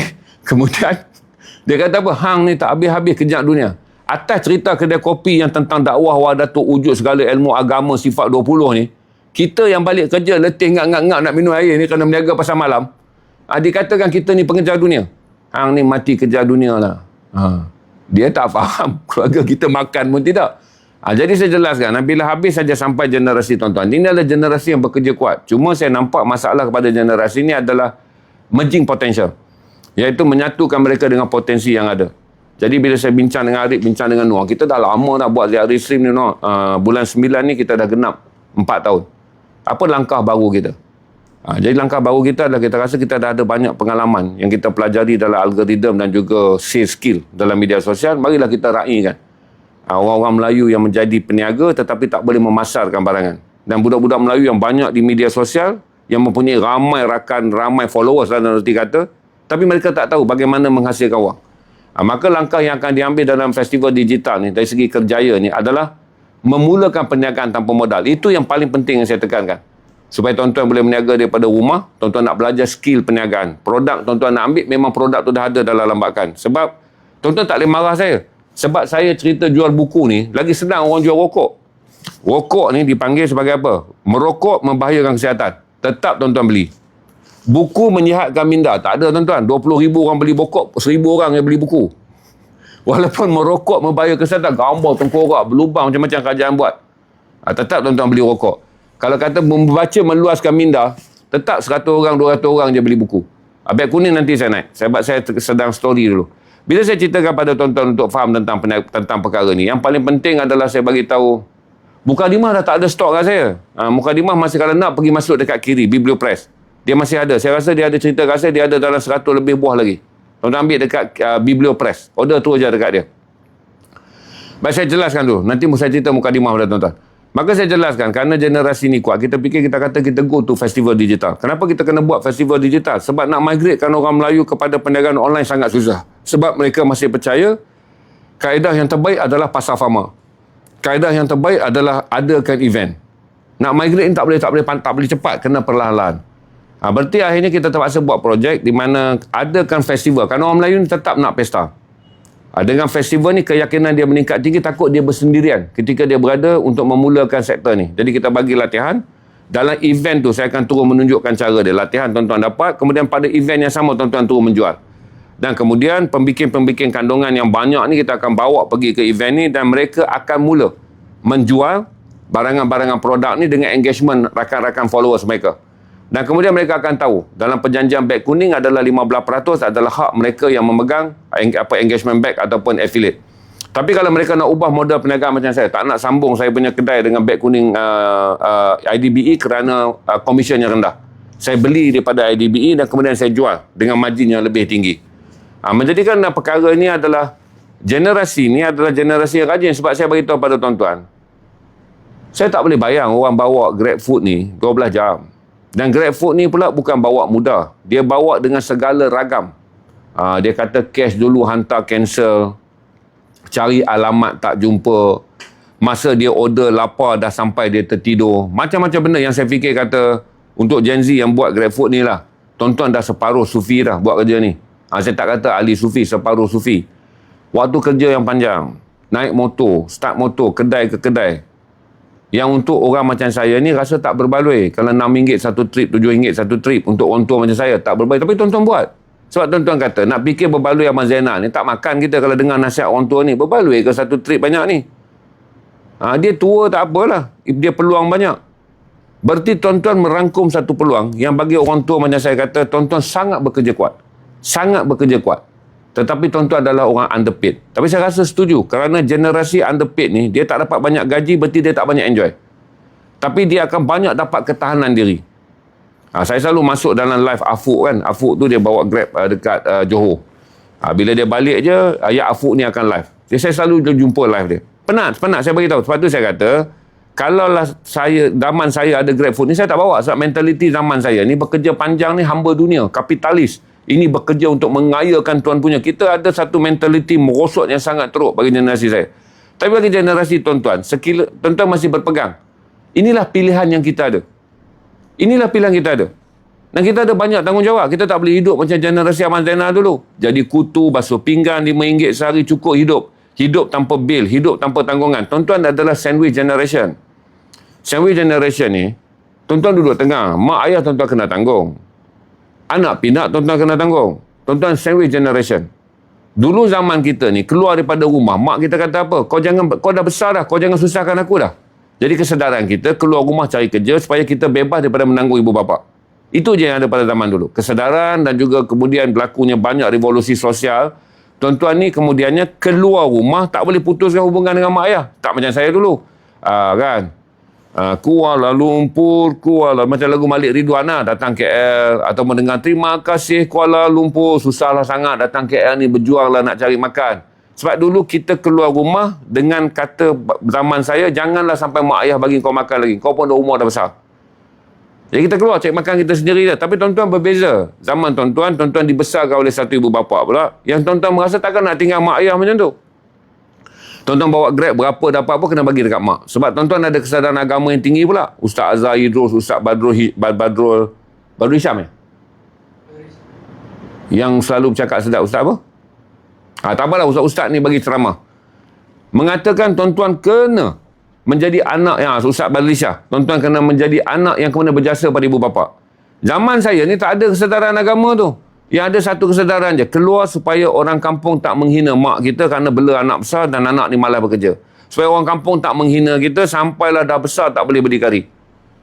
Tapi tuan-tuan, ada tanggungjawab tersebut. Sebab tuan-tuan besar dalam sistem pendidikan yang lebih baik. Pergi sekolah kafar mengaji agama tinggi, kemunculan ustaz-ustaz pun ramai. Maka tuan-tuan akan rasa RM100. Memanglah tuan-tuan minum macam. Kadang-kadang saya sindir juga, tuan-tuan minum macam. Tapi tuan-tuan adalah orang yang kemudiannya RM40-50 kena bagi dekat mak ayah. Kalau tuan-tuan dapat banyak, tuan-tuan kena bagi lebih pada mak ayah. Sebab tuan-tuan dibesarkan oleh kesedaran adalah teruk menjadi anak. Kalau keluar meninggalkan rumah, mak ayah tak dapat rasa RM1, RM2 duit tuan-tuan. Ada tak sama macam zaman saya? Keluar je, jangan jadi berat mak ayah tanggung kau. Maka saya bagi tahu kata, zaman tuan-tuan ni sandwich. Lepas tu tuan-tuan berkahwin pula. Sebab kebanyakan tuan-tuan berkahwin dalam keadaan tuan-tuan memigrate ke dalam Kuala Lumpur. Okey, tuan-tuan berkahwin dan migrate dalam Kuala Lumpur. Ni Raja Kamruzanan siapa cakap pula? Saya lah sedang cakap ni. Ke kamu buka page lain dengan audio saya? Maka saya jelaskan kepada tuan-tuan dengan melihat cara hidup tuan-tuan. Saya yakin tuan-tuan generasi ni generasi yang sangat kuat. Walaupun dia adalah gaya hidup yang kita tak bersetuju. Tapi dia ada prinsip hidup yang kita hormati. Ada gaya hidup dia yang kita tak bersetuju. Tapi mereka memiliki prinsip hidup yang kita hormati. Sebab komitmen dia. Jadi saya jelaskan kepada tuan-tuan, bila saya menulis kolom di The Malaysia Insight setiap hari Rabu, selama 4 tahun. 4 tahun saya menulis kolom. Saya kena naik Grab setiap minggu sekali. Sebab bila Nur Azam Syairi jadi editor dekat situ, dia kata, "Nal, kau tulis politik hari Sabtu. Hari Rabu kau tulis politik, tapi aku nak human interest. Dan aku nak cerita-cerita daripada Grab." Kebetulan, saya tulis cerita daripada pengalaman naik Grab yang saya masukkan dalam buku ni. Adalah 1-2 petikan dalam buku Pasar ke Pasar ni adalah pengalaman naik Grab, dan saya mendengar cerita-cerita yang sangat menarik. Jadi hari Rabu saya menulis cerita tentang menaiki Grab. Jadi seminggu sekali saya kena naik Grab. Naik Grab ni tak hari-hari dapat cerita. Naik dapat pakcik slow, dapat pakcik yang pendiam. Naik seorang lelaki yang telah penuh dengan burden. Nak pujuk dia orang bercerita ni. Tapi saya okeylah kerana saya pandai memujuk. Dengarlah cerita saya menulis. Dan sejak tu saya faham, ini adalah generasi yang sangat kuat. Hingga saya pernah cerita pada tuan-tuan, ada seorang lelaki yang saya jumpa. Dia bawa KL Grab ni Jumaat, Sabtu, Ahad. Sebab dia kata kalau betul-betul speed, kalau betul-betul okey bang, saya boleh dapat 700. Ini zaman Grab bagus dalam tahun 2022-2023. Dia boleh dapat 700. Hari Senin saya balik Ipoh, saya tidur. Selasa, Rabu, Khamis saya carilah dekat Ipoh bang sedikit duit. Tapi Jumaat saya datang balik KL. Jumaat, Sabtu, Ahad saya cari 700. Maka saya bagi tahu pada tuan-tuan, daripada cerita-cerita yang saya dapat lihat, orang yang bekerja kuat ni dia ada pula. Saat tu saya kata dekat dia, bila tidur KL, duit hotel apa semua tak bang. Saya tidur dalam kereta. Saya bayar RM2 je dekat upah mandi dekat satu hotel. Dia tunjuklah satu hotel murah. Dia bagi tahu saya satu hotel murah. Banyak je bang. Dia kata hotel-hotel murah ni kita boleh bayar RM2 untuk kita mandi. Sabun, ubat gigi kita bawa sendiri. Towel kita bawa sendiri. Tumpang mandi je. RM2. Itulah cara saya hidup. Saya tak boleh brain tuan-tuan. Betapa kuatnya generasi ni. Hari Isnin balik rumah saya dah letih, saya tidur. Selasa, Rabu, Khamis bawa Grab sekitar Ipoh. Jumaat, Sabtu, Ahad turun KL. Saya beritahu kata ini luar biasa. Tak mungkin saya temui pada zaman generasi saya. Kerana generasi saya ni peluangnya adalah cuci pinggan apa semua. Tak banyak peluang seperti sekarang. Tapi saya fikir generasi sekarang walaupun ada banyak peluang, dia punya fasih dia. Yang dia tak akan buat satu kerja yang dia rasa tak glamour, dia tak. Tapi satu bagusnya tuan-tuan, yang saya raikan juga orang Melayu ni, adalah kerana pekerjaan yang tuan-tuan buat, masyarakat hargai. Saya banyak tengok tuan-tuan cerita dapat tip, tuan-tuan, walaupun tuan-tuan ada kena marah, anjing garang kejar, tapi secara keseluruhan baju hijau dan baju pink ni adalah orang yang dianggap sebahagian daripada sistem sosial. Itu menjadikan tuan-tuan rasa kehidupan tuan-tuan menjadi lebih baik kerana masyarakat juga, walaupun adalah kes-kes. Tapi saya rasa dia tak mewakili semua orang yang menjadi pelanggan kepada kotak pink dan kotak hijau. Tuan-tuan ada tip, ada apa. Sampailah saya fikir kata, sebab majoriti orang kita, saya tak pernah lah dapat pemandu Grab yang hantar dekat saya bukan orang Melayu. Adalah orang kita. Dan daripada situ saya beritahu kata bagaimana nak memulakan kerjaya pada masa muda. Ini adalah zaman generasi yang sangat kuat. Jadi adik tadi tanya kerjaya, saya beritahu dekat adik, kerjaya yang kalau adik nak fikir kerjaya yang common, pakcik kata masuklah dalam aliran common. Tunggulah peluang kerja, isi borang, ikut kelulusan, dapatlah kerja tu. Tapi saya masih lagi dipengaruhi oleh analisis yang sangat besar oleh bekas COO KWSP. Video dia banyak di MBL Studio. Saya dengar video dia. Sebab dia kata 25% mereka yang graduate di universiti, yang mengikut aliran kerja tradisional, kerja yang normal ni. Dia lulus dalam bidang accountant, dia masuk kerja accountant. Dia dapat gaji pokok dengan degree dia 3,000. Dia kerja, nanti dia akan habis pada hujung jalan. Dipanggil garisan yang tak berkembang lah. Itulah garisan statik. Untuk mereka yang mengejar pelajaran dengan percaya bahawa sistem universiti dan sistem kerja makan gaji bulan. Dia kata itulah statik. Tapi selamat. Sebab garisan tu dah ada. Boleh masuk government servant, kerja private sector, benda tu tak terbentuk. Dan dia establish. Sistem tu establish. Jadi semua orang nampak dia selamat. Tapi sistem yang memberi potensi berkembang. Yang saya kata pada tuan-tuan, bahawa mereka yang bekerja dalam kimpalan, mereka yang bekerja dalam pendawaian, mereka yang bekerja dalam apa lah tuan-tuan. Saya beritahu pada tuan-tuan, yang mana dia panggil 75% peluang yang masih terbuka. Macam saya ni, saya percaya kepada pekerjaan yang saya dah buat, iaitu digital marketing. Digital marketing ni berasaskan kepada stream dan ada disiplin dia. Bukan digital marketing yang orang lain buat. Ambil video, park and post. Ambil video, park and post. Ambil video, park and post. Tak boleh berjaya macam tu, tuan-tuan. Dia memulih berapa kreativiti. Tentang satu, dipanggil sensory. Ya, sensory orang Melayu ni sangat kuat. Brain sensory. Macam tuan-tuan berada dalam live saya lah. Kebanyakan tuan-tuan ni ambil brain sensory. Tuan-tuan nak dengar satu benda yang sensor brain tuan-tuan kata, oh, make sense. Tuan-tuan kata ada ear sensory. Kerana tuan-tuan nak dengar satu percakapan yang walaupun panjang tapi dia bukan tentang politik. Percakapan walaupun panjang tetapi sensory itu kena dengan keperluan tuan-tuan. Jadi bila saya belajar tentang digital sensory, yang kemudian saya tengok Faiz juga menjadi cerita. Ada seorang Faiz Brand. Saudara-saudara follow je lah TikTok Faiz Brand ni. Saya belajar banyak pada dia adalah tentang sensory ni. Bagaimana perniagaan pasar yang kemudiannya merugikan. Orang berniaga dekat pasar. Kerajaan pergi banner pula pasar yang dalam bangunan sebab nak mengatasi masalah kotoran. Orang pula bila masuk dalam bangunan, dia tak dapat aroma, dia tak sensor dia untuk membeli, tak ada. Dan bila pasar tu ada je bangunan, dia kata mahal. Kalau tuan-tuan lalu dekat pasar malam, tuan-tuan beli sayur kangkung, dia jual satu ikat RM5. Tuan-tuan kata, murah lah sebab ni pasar malam. Tuan-tuan dah tahu harga pasar malam. Okey, tuan-tuan pergi pula ke NSK, dia jual RM4. Tuan-tuan kata mahal sebab tuan-tuan ada brain sensory. Alamak, sampai RM4 dia jual satu ikat ni. Kerana sensor berada di dalam bangunan menjadikan tuan-tuan baca sensor semua bangunan sama. Mall dia tuan-tuan masuk mesti mahal. Makan mahal, shopping mahal sebab tuan-tuan ada dalam sensor bangunan. Jadi bila tuan-tuan masuk dalam sensor bangunan, tuan-tuan akan rasa mahal. Tuan-tuan akan rasa mahal kerana sensor tuan-tuan telah ditentukan oleh satu bangunan yang macam pavilion. Tuan-tuan nak pergi satu bangunan lain pun tuan-tuan rasa mahal. Tapi bila tuan-tuan rasa sensor tuan-tuan berada di pasar dan pasar malam, sensor wajah-wajah peniaga orang tempatan. Tuan-tuan dah ada 2 sensor. Kesian orang tua ni meniaga. Kesian pakcik ni meniaga. Kesian makcik ni meniaga. 2 sensor. Membolehkan perniagaan tu menjadi bertambah baik. Bila keadaan menjadi sangat terurus, duduk. Sebab tu kan semua pasar mati. Pasar ni bila buat building mati. Pasar je bila buat building mati. Sebab orang yang duduk dalam PBT tak faham tentang sensory. Sensory sentiment ni. Kita punya membeli ni bukan semua tentang duit dalam poket. Dia ada sensory. Kita jalan-jalan, makcik tu mempelawa lah. Buatlah sayur ni kalau goreng dengan kan yang kalau pergi kat pasar malam kan makcik tu kata ni kalau goreng dengan pakai udang ikan bilis masin sedap ni dik, makcik punya kangkung ni. Dia ada sensory communication. Sebab kalau tuan-tuan pergi ke market-market, dia semua sistem, dia tak bagi apa sensory. Tuan-tuan tak rasa menjadi manusia. Bila tuan-tuan pergi pasar malam, tuan-tuan pergi pasar coket dia orang tutup, hilanglah sensory dia. Sebab dia dah tutup naik dari bangunan. Bila tuan-tuan berurusan dengan tempat-tempat yang tuan-tuan rasa sesekali dalam hidup aku ni, aku pergi ke tempat yang macam ni. Jadi sensori ni yang dibuang. Bila dia naikkan bangunan, tuan-tuan nak kena cari parking, tuan-tuan nak kena pijak tangga kan. Dengan letih, dengan apa, lepas tu perniagaan tu pun kehilangan makna. Sebab tu kadang-kadang orang suka pergi pasar malam. Tuan-tuan suka lagi pergi pasar malam, tuan-tuan pergi pasar tani. Dia bukan sensori apa. Dia sensori adalah keluar daripada apa yang selama ini memekup hidup tuan-tuan. Tuan-tuan nak pada waktu bila? Tuan-tuan nak pada waktu membeli. Tuan-tuan nak benda ni berlaku pada waktu bila? Mengisi Sabtu pagi atau Ahad pagi. Kalau adalah pasar tani tempat tuan-tuan. Tuan-tuan ni nak berlaku bila? Benda ni tuan-tuan nak sesekali berlaku pada pasar malam tempat tuan-tuan. Value sensory tu menjadikan RM5 kangkung tuan-tuan beli tak mahal. Tempat tu menyediakan sensory, iaitu sesuatu rasa bebas dan satu rasa katarsis, satu dunia baru yang tuan-tuan dapat lalu daripada kehidupan yang sangat berkemelut.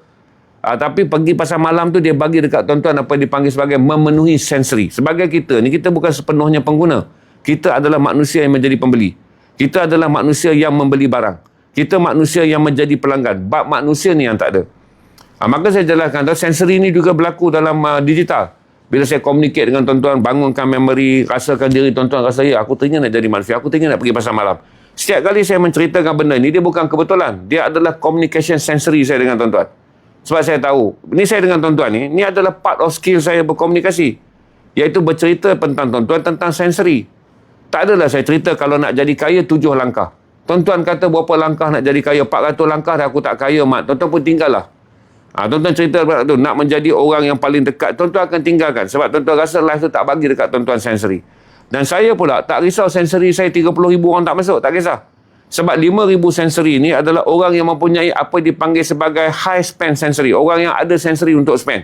Orang yang ada high sensory spend ni, dia punya unit dia adalah high brain to digest. Dia ada sensory yang bagus untuk dia gunakan, berarti dia ada akal yang tinggi untuk memahaminya. Faham tuan-tuan cerita? Satu saya kata, sensory budak muda ni memang nak tengok hantu. Sebab dia ada euforia, hantu ni wujud ke tidak? Hantu ni wujud, kita tak tengok lah. Takkanlah kita nak menyertai berbelas ribu orang melihat hantu. Sebab sensory kita adalah mencari maturity. Sensory budak muda bila tengok live, dia mencari exposure. Sensory budak-budak muda bila tengok live, dia nak euforia. Sensory zaman kita menonton live, kita nak satu yang touch up kita punya mindset. Jadi sensory ni penting. Maka itulah saya bagi tahu pada tuan-tuan. Salah satu daripada anak yang tadi tanya tentang kerjaya. Carilah kerjaya yang sebenarnya bahagian yang paling besar untuk diperniagakan. Bisnes tu menghidupkan sensory.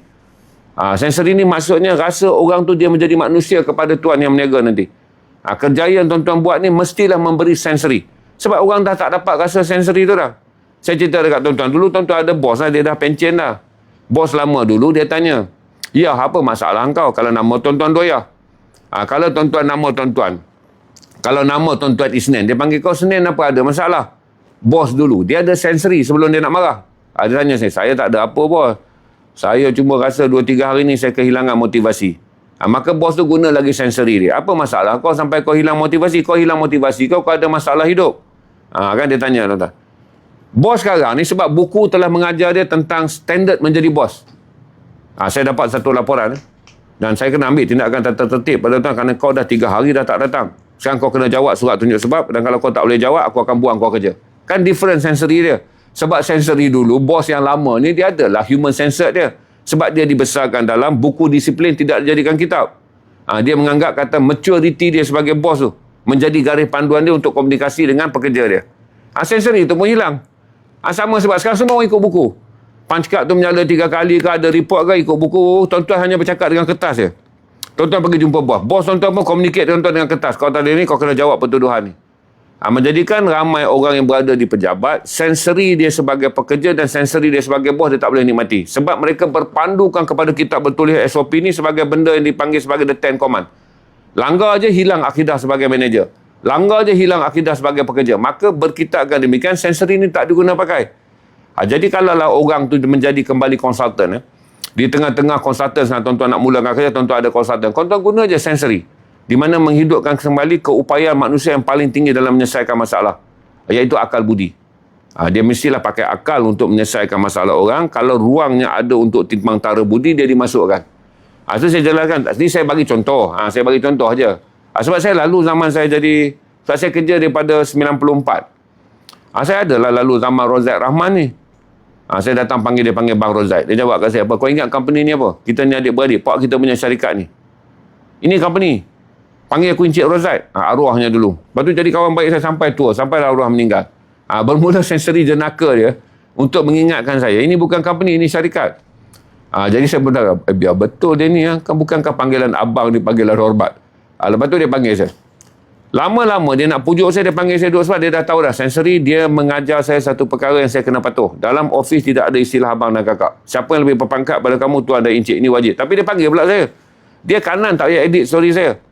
Yang edit story saya editor-editor biasa je. Tapi dia panggil saya. Lena, kau mari sini. Apa cerita kau tulis ni? Aku tak faham lah. Apa ni kau tulis ni apa? Cerita surat kampung balik kat mak kau. Saya dah suspend lah. Dia pangkat tinggi. Saya dah tak ada Cik Rozat. Cerita ni. Aku suka dengan perkataan kau mitos. Masa tu saya tulis satu story tentang mitos Gunung Nuang. Saya kena pergi cover Rakan Muda. Jadi saya kata mitos Gunung Nuang hari ini diterokai oleh 1,000 pendaki. Dia dengar perkataan mitos. Orang tak pernah pakai ni benda ni dalam news nah. Dia dah mula shock. Lepas tu kau cerita sikit mitos bagi aku faham. Saya pun cerita. Dia kata besok aku nak satu berita, satu perkataan baru. Saya pula jadi padahal dia marah saya. Tapi sensori dia tu ada. Orang yang kita marah, kita kena ambil pula langkah untuk bagi tahu dia, yang aku marah tadi bab kau tak boleh panggil abang kakak dalam office, bukan ni syarikat mak bapak kita. Ini corporate yang terurus. Bila dia tengok pula bahagian saya yang bagus, dia kata, nah, setiap kali kau tulis berita, aku nak satu perkataan baru. Sebab dia pun nak utusan berkembang dengan setiap hari ada perkataan baru. Saya tulis berita pula balik, dah dapat semua news apa perkataan baru. Terpaksa nak cari pula perkataan baru supaya nanti kalau story saya sampai dekat dia ataupun dia cek, dia akan panggil saya pula tanya. Dulu juragan pun dia tak tahu walaupun dia bos besar.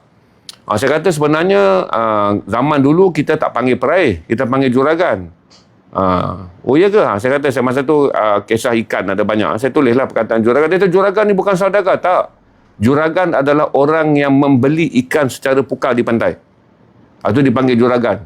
Cuma zaman dulu-dulu ni juragan ni orang yang ada-adaan lah. Kemudian kerana juragan-juragan sang kecil diturunkan taraf dia kepada peraih. Tapi saya kata kalau tengok kamu tak salah kita pakai. Jadi dia tahu, oh betul ke? Kita pakailah. Masa tu jadi setiap hari ni bos dulu ni dia ada lah saya kata human sensor ni. Human sensor dia ada perkataan tu. Oleh kerana dulu orang Melayu jadi juragan ni kaya lah, boleh beli ikan satu bot. Sekarang ni ada 50 orang nak pergi beli ikan satu bot. Maka disebut peraih je. Sebab dia kata juragan tu dia punya value of business tu telah pun taklah lagi menjadi sangat-sangat simbolik. Kerana ramai orang melakukannya. Jadi, tapi saya tu tak salah pakai. Kita pakailah untuk naik taraf kan. Daripada peraih-peraih kita pakai juragan ikan. Jadi saya jelaskan pada tuan-tuan, sensori yang kita gunakan sekarang ni, perniagaan yang paling bagus untuk tuan-tuan masuk adalah perniagaan yang di dalamnya ada perkhidmatan sensori. Sama ada tuan-tuan nak jadi apa pun, utama kan. Dalam perniagaan tu ada human communication. Upskill lah benda tu. Saya rasa kalau tuan-tuan pergi kepada Faiz. Faiz ni punya TikTok, nama dia Faiz Brand. Cuba Arif cari sekejap, Arif. Betul. Faiz Brand tuan-tuan pergi kat TikTok Faiz Brand. Tengok video-video dia. Faiz sedang mengajar dan menghidupkan kembali sensori bisnes dari segi branding. Saya fikir kata lama saya duduk dalam branding. Saya tak pernah jumpa satu orang yang master tentang brand di Malaysia seperti Faiz. Orang awam mudah belajar, tuan-tuan pun mudah belajar. Jadi saya jawablah soalan adik tadi, apakah pekerjaan yang sesuai dengan cita-cita. Kita boleh saja bekerja dengan mengikut aliran. Iaitu kerja makan gaji bulan kerana kita keluar pada universiti. Tapi campur pandangan Faiz dan campur pandangan bekas CEO KWSP tu yang video dia banyak di ML Studio. Nama apa? Tuan Nur Hisham pergi dekat pandangan Tuan Nur Hisham. Pergi dekat Tuan Nur Hisham, panggil jeragan. Tuan-tuan pergi dekat Tuan Nur Hisham punya video dekat ML Studio, tuan-tuan dengar penjelasan dia. Pekerjaan yang sedang berkembang dengan gaji. Kalau tuan-tuan masuk dalam pekerjaan graduan universiti, yang saya kata tadi kan, tuan-tuan belajar business admin, jadilah business admin eksekutif, naik senior eksekutif, naik manager. Tuan-tuan berada dalam sistem yang dah mati. Tuan-tuan dah tahu dah gaji pokok, gaji siling apa semua. Tuan-tuan dah nampak dekat situ. Selamat sistem tu. Tapi itu je lah. Dia dipanggil sebagai permainan orang-orang yang nak safety and stereotype. Dia nakkan jaminan keselamatan, stereotype. Sebab dia tak ada daya saing. Dia tak kompetitif dalam market yang sedang berkembang. Market yang sedang berkembang ni ada di luar. Orang yang duduk dalam bidang electrician, orang yang buat tentang sale, orang yang buat tentang promotion. Pekerjaan-pekerjaan yang memerlukan tuan-tuan mempelajari banyak benda. Yang dipanggil 5 tahun pertama. 5 tahun pertama ni tuan-tuan berada lah di belakang kawan tuan-tuan makan gaji. Sebab dia ada slip gaji 3,000, dia boleh pakai lah kereta Honda Ketam dulu. Sebab dia ada slip gaji 5,000, dia boleh beli rumah dulu. Tapi selepas 5 tahun, dia akan berada dalam garis statik. Tuan-tuan masuklah dalam garis pasaran bebas ni. Yang saya kata pasaran yang memerlukan 5 tahun pertama, tuan-tuan ada graduate ke, tuan-tuan tak graduate, tuan-tuan membeli pengalaman untuk mahir. dalam bidang yang permainan dia sedang terbuka. Okey, dalam permainan yang sedang terbuka. Bila permainan ni terbuka, tuan-tuan, tuan-tuan ada kuasa penentu. Sebab kalau tuan-tuan duduk dalam, saya kata tadi, garis kerja kan, itu yang kita bergaduh. Tuan-tuan kata tuan-tuan kerja rajin, bos tuan-tuan bagi tuan-tuan 3 bintang. Tuan-tuan kata tuan-tuan patut dapat 4. Amat baik 5 cemerlang. Bergaduhlah kerana tuan-tuan telah berada dalam satu sistem yang tuan-tuan duk ukur diri tuan-tuan, tapi sistem tak ukur diri tuan-tuan sedemikian rupa. Tuan-tuan keluar dan buat kerja sendiri. Supaya tuan-tuan boleh ukur diri sendiri. Kalau tuan-tuan malas, nampaklah hasil malas dia. Bulan tu minum kopi je. Roti canai pun tak mampu beli. Kalau tuan-tuan rajin, tuan-tuan tahu. Itulah bulan di mana tuan-tuan boleh menabung sekian jumlah. Saya cerita pada tuan-tuan adalah saya orang tua yang migrate ke media sosial dalam usia 52 tahun. Saya jual buku ni, saya migrate. Dan saya selalu cakap dengan tuan-tuan dengan rasa rendah diri. Saya jual buku tapi 2 kali dalam tempoh 2 tahun. Kedai saya disenaraikan kedai TikTok nombor 1 di Malaysia. Saya jual buku bukan saya. Tuan-tuan tengok orang jual macam-macam benda kan. Tuan-tuan fikir buku boleh compete tak? Buku boleh compete. Kerana orang tu meniaga secara bermusim. Dia run, 2 minggu dia berhenti. Saya meniaga hari-hari. Saya meniaga hari-hari 2 kali sehari. Berarti saya meniaga ni bukan kerana saya bagus. Ketika bulan orang lain memperlahankan perniagaan kerana letih, memperlahankan perniagaan kerana permintaan berkurangan, saya ni berada dalam garis statik. Perniagaan saya ni garis statik. Tapi statik saya tu membolehkan saya sustain. Sebab perniagaan jual buku ni, tuan-tuan, dipanggil sebagai bergerak dalam statik pun dah satu kemajuan. Sebab biasanya peniaga ni 2 tahun orang dah lari. Peniaga ni 6 bulan orang dah lari. Berapa ramai orang buat perniagaan, tuan-tuan tengok lari. Walaupun perniagaan yang dia buat tu perniagaan yang ada nilai komersial, tapi dia tak tahan dengan disiplin. Dia tak tahan dengan meningkatkan kualiti pekerjaan dia. Maka saya nasihatkan kepada adik tadi, ada 2. Kalau adik nak masuk dalam perniagaan, dalam bidang pekerjaan kerjaya yang common, masuklah. Dan you can see the common. Anda boleh nampak common tu. Kalau kita kerja welding, jangan harap selepas 5 tahun dapat gaji 5,000. Jangan harap kalau kita kerja makan gaji. Kalau kita kerja jadi eksekutif, jangan harap dalam tempoh 5 tahun kita boleh dapat gaji 5,000. Jangan harap, kerana sistem dah letakkan begitu. Kecuali berlaku something miracle. Tuan-tuan has a good leader. Semalam saya tengok satu video bercerita tentang good leader. Bagus je video tu, sebab saya tak boleh nak share. TikTok ni payah lah nak share. Dia bercerita kata, semua orang mempunyai idea yang bagus. Tapi dalam pasaran kerja yang mereka kaji, tentang kepimpinan yang menguasai seni menyampaikan idea. Saya terkejut dengar video Mat Salleh. Saya translate daripada tuan-tuan. Dia kata dalam dunia sekarang ramai orang ada idea yang bagus, tetapi kesamaran menyampaikan idea, keboleh upaya mencantumkan idea, keboleh upaya menjadikan idea itu lengkap, maka akhirnya menjadikan idea itu lemah. Jadi dia kata, if you want to be a good leader, make sure apa yang anda fikirkan anda dapat jelaskan untuk difahami orang. Apa yang anda nampak, anda dapat jelaskan kepada orang supaya orang boleh memahami apa yang anda lihat. Jadi dia kata, upgrade your communication skill. Bila saya dengar tu baru saya tahu, okay, saya faham kerana banyak pun dulu saya kerja. Rifah, idea kena cantai perkara biasa, Rifah. Yang penting, pada 5 tahun pertama tu, Rifah adalah orang yang ada idea. Keluar kerja besok, tuan-tuan boleh berkembang. Sebab saya jelaskan kepada tuan-tuan, dalam bola sepak ni, Ifah, dalam bola sepak ni, dia ada dipanggil sebagai false stand. Siapa pandai main tentang false stand dan false nine? Siapa yang pandai dalam ni tentang bola sepak? Di mana ada orang diturunkan dalam padang sebagai pemain shadow untuk membolehkan Messi menjaringkan gol. Dia kena letak satu shadow player berada di depan. Shadow player ni dipanggil false nine. Dia duduk, kemudiannya orang marking dia membolehkan rakan belakang menjaringkan gol. Jadi pemain tu tak boleh kata peranan dia dalam padang, akhirnya Messi yang skor gol. Messi yang skor gol, dia tak boleh. Dia panggil false nine. Berarti saya jelaskan kepada tuan-tuan, untuk mengingatkan pada tuan-tuan, dalam permainan bola sepak, kalau tuan-tuan lihat ada 2 jaringan Messi daripada luar kotak penalti, kerana pemain-pemain Argentina telah mengelirukan dengan bergerak di dalam kotak penalti. Dan setup akan dibuat daripada luar kotak penalti kerana Messi mempunyai long shoot yang sangat bagus. Apatah lagi unchallenged, dalam keadaan dia boleh berlari 2-3 langkah unchallenged.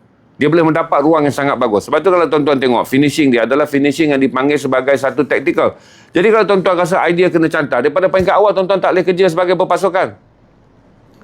Sebab tuan-tuan rasa diri tuan-tuan yang penting. Idea itu milik tuan. Jadi tuan-tuan tak boleh ada bos, tak boleh ada supervisor. Ada supervisor, tuan-tuan kata dia pencuri. Sebab kerja berpasukan ni, bahagian yang ketika kita meluahkan idea, orang curi tak apa, pencuri akan pergi. Tak apalah, kita bersangka buruk lah nak memenuhi kehendak tuan-tuan. Pencuri pergi dengan barang curi. Orang yang pemilik barang asal, kepintaran dia berubah daripada masa ke masa. Kerana akhirnya selepas 5 tahun, kamu menguasai bidang kerja yang kamu tahu. Sabah dan Maghrib tak apa. Solat Maghrib dulu. Kamu bekerja dalam bidang yang kamu tahu dan kamu kuasai. Selepas 5 tahun, orang yang mencuri tak akan cerdik. Dia akan kekal sebagai pencuri. Jadi saya bagi tahu dekat tuan-tuan, orang yang fikir 5 tahun ni kemudiannya kamu nak pergi kerja tempat lain ke, kamu pergi interview. Orang tanya kamu soalan, kamu boleh jawab A to Z. Tak apa, untuk sekejap. Kerahlah fikiran kerana kita nak bijak. Bukan kita sayangkan idea kita tu, kita nak bijak dulu. Mempertajamkan minda kita. Kalau sekarang tuan-tuan tak nak fikir kerana bos tuan-tuan pencuri. Bos pun kemudiannya tak cerdik sebab ada pasukan yang menganggap bos pencuri. Tuan pun tak cerdik dalam pasukan tu sebab malah berfikir kerana kononnya bekerja di bawah pencuri. Jadi rosak semua benda. Sekarang tuan-tuan dah kerja 5 tahun, cekap dan tahu buat semua kerja. Satu jawatan yang lain ada manager. Tuan-tuan eksekutif nak pergi apply manager tu. Tuan-tuan masuk dalam interview. Kerja tu tuan-tuan dah buat yang selama ni pencuri pakai. Tuan-tuan pergi, tuan-tuan dapat jawatan tu. Kerana bila tuan-tuan present, pengalaman, pengetahuan dan proses memikir dan melaksanakan idea, dah 5 tahun tuan-tuan buat. Syarikat tu kata, come and join us. We give you a manager post. Inilah berlaku dalam hidup saya yang tak pernah saya bohong. Tengoklah dekat saya punya Wikipedia. Saya bergerak setiap tahun. Adalah kerana saya pergi jual brain dan pengalaman saya untuk dapat gaji besar di tempat-tempat yang saya nak bekerja. Jadi mudah. Tak ada isu tentang kita didera orang. Tak ada isu tentang bos kita pencuri. Isu dia selama 5 tahun tu, mampukah kita belajar dan mempertajamkan fikiran kita, tak dapat jadi manager dekat tempat kita kerana banyak pencuri, cari syarikat lain. Bila pergi interview, tuan-tuan terus dengar perkataan dia sebut. Kami okey dengan Puan Zainab. Dia dah cemas lah, orang interview kita ni. Kami okey dengan Puan Zainab. Salary ni je kami terasa macam rumit sikit lah Puan Zainab. Sebab kami tengok salary Puan Zainab dekat sana pun dah 4,000. Rasa-rasa Puan Zainab nak dekat sini berapa? Tuan-tuan tengok dia punya HR, dia punya orang dalam interview dah tak boleh kawal body. Tuan-tuan sebut je. Range yang saya aim adalah sekurang-kurang 6,500 lah. 4,000 nak move ke sini 6,500. Tuan-tuan akan dengar dia kata apa? Bagi kami tempoh untuk menjawab. Tapi insyaAllah dia kata.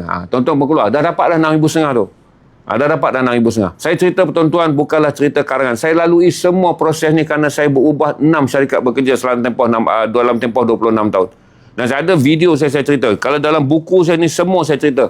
Detail. Saya bekerja daripada gaji RM1,025 di utusan. 2 tahun kemudian saya pindah ke Astro. Gaji saya adalah RM4,500. Saya berpindah ke NTV7. Gaji saya adalah RM7,100. Saya pindah ke Media Prima. Gaji saya RM11,000. Saya berpindah ke anak syarikat Astro. Gaji saya RM25,000. Saya pindah ke TV Al-Hijrah. Gaji saya RM25,000. Saya servis dengan gaji RM25,000 sebelum saya pencen sampailah 11 tahun. Saya menikmati gaji RM25 hanya 11 tahun je dalam kerjaya ni. Broadcast. Cuma saya kena faham betul apa yang saya buat. Saya kena faham betul apa yang saya buat. Sebab saya bukan nak jual sejarah tempat lama tu tak bagus, tempat lama saya manager pencuri.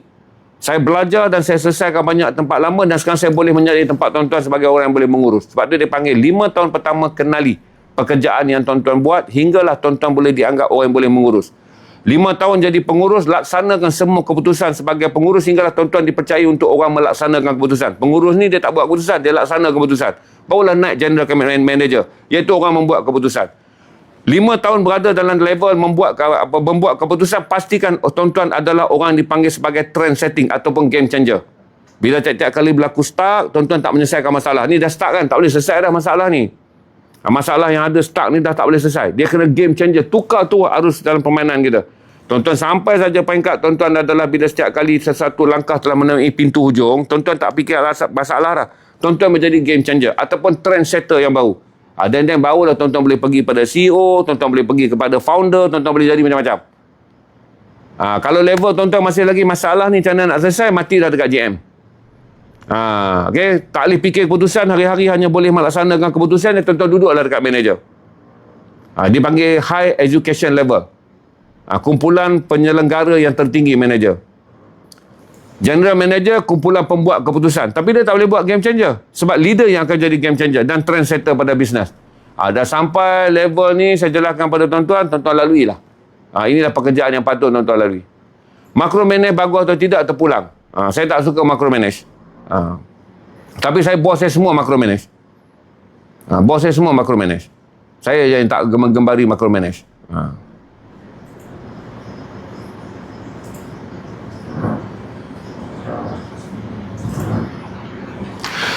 No, macro manage ni kalau dapat bos lama penat lah. Tapi syarikat-syarikat baru semua kena macro manage. 5 years bila satu syarikat bermula.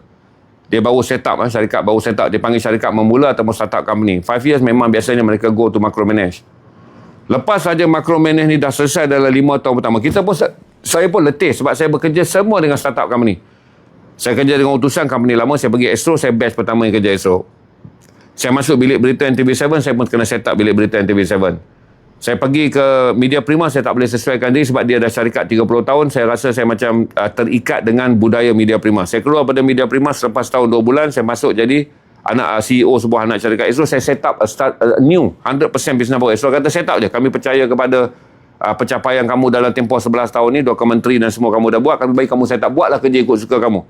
Dengan syarat yang kami tentukan adalah ini. 6,000 untuk satu dokumentari 30 minit. Dan kami nak menang award setiap tahun. Saya buatlah penuhi. Sampailah kemudiannya saya pergi ke TV Alijah, dijemput oleh Kerajaan Malaysia, tolong set up TV Islam. Saya set up lah, sampailah 10 tahun saya kerja, umur saya 52. Saya dah give up dengan media konvensional, saya datang kepada media baru. Okey, saya nak naikkan buku untuk tuan-tuan. Bolehlah saya kata. Kenapa Astro flop sekarang? Zaman berubah. Bukan saja Astro flop. Surat khabar yang dulunya masih lagi melalui zaman masyhur 2008 boleh bertahan sampai 2015, kemudian collapse dalam sekelip mata. Dia bukan kerana Astro, kerana behavior. Tuan-tuan sendiri telah mengubah tumpuan tuan-tuan untuk tidak mendengar kandungan trafik sahala. Iaitu tuan-tuan nak pergi ke media sosial. Dan kemudian tuan-tuan tak nak lagi dipanggil sebagai date online. Mereka menentukan waktu siaran, tuan-tuan kena dah tunggu depan TV untuk melihat waktu siaran. Tuan-tuan pergi pada streaming. Tuan-tuan dah pergi pada View, IKEA, di mana bila-bila masa tuan-tuan nak menonton, tuan-tuan langgan satu barang. Tuan-tuan pergi pada flip ni maka dia telah merubah budaya mengguna. Lepas tu akhirnya, orang tidak lagi menonton benda yang dipanggil sebagai structured content. Structured content ni, ini standard Astro punya drama. Ini standard TV3. Tuan-tuan telah pergi kepada non-structured content. Tuan-tuan suka datang ke media sosial kerana content dia tak structured. Tuan-tuan boleh jadi terkejut kerana menemukan benda baru. Tuan-tuan boleh tengok apa yang dipanggil viral of the day. Tuan-tuan boleh cari yang sensation. You make decision. Jadi oleh kerana tuan-tuan nakkan kuasa aku membuat keputusan, maka TV dianggap mereka buat keputusan. Tuan-tuan kena tonton. Di sini tuan-tuan tak suka skip. Tuan-tuan tak suka skip. Tuan-tuan suka like. Tuan-tuan tak suka maki. Kan? Ada jual lah. Kejap lagi saya naikkan. Siapa nak buku Muhammad, saya naikkan sekarang. Dunia Tanpa Islam saya naikkan dulu. Ini siapa nak Dunia Tanpa Islam. Apa ni Graham Fuller. Saya anggap kata saya tak boleh review penuh buku ni. Saya hanya baca 124 muka surat. Tapi kalau tuan-tuan nak melihat bagaimana Graham Fuller secara akademik menjawab secara akademik fitnah ke atas Islam. Apabila Islamofobia berlaku pada 2001, Graham Fuller melihat satu tekanan dan pembohongan dan penistaan ke atas Islam dapat ada. Buku Muhammad ada, kejap lagi saya naik. Okey, kalau tuan-tuan nak satu penistaan ke atas Islam, maka dia menjawab. Dunia tanpa Islam. Korang tuduh semua orang Islam kan sekarang. Okay, aku keluarkan Islam, kau tengoklah dunia ni. Dunia ni memang hancur dan telah pun dihancurkan oleh civilization barat. Dunia ini memang kamu yang memilih untuk menghancurkannya. Cuma kamu kambing hitamkan orang Islam. Mudahnya buku ini adalah bagaimana kita nak menjawab. Sekarang ni kalau kita berdebat sama orang Islam, tapi kita tak ada hujah nak menjawab kepada orang bukan Islam. Kalau memetik Al-Quran dan semua, menjadikan orang bukan Islam mengatakan hujah itu adalah hujah yang sudah tidak legit kerana mereka tidak memahaminya. Dia menyusunnya dengan bagus. Siapa nak buku ni, lock sekarang RM40, saya belanja RM5. Saya ada 200 buah ya. Okey, lock. Siapa nak Muhammad, lock sekarang. Saya sedang belanja Muhammad dengan harga RM70 daripada 76 Mukadimah. Saya sedang belanja buku Muhammad RM76. Tuan-tuan beli je dekat IDBE. Dekat mana-mana Google lah sekarang. Kalau tuan-tuan boleh dapat dengan harga diskaun RM6, tak ada.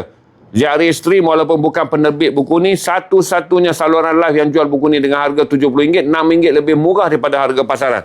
Saya ada 500 buah tapi kita dah jual hampir 200 buah. Siapa nak lock 300 buah, saya belanja RM70. Dengar dulu.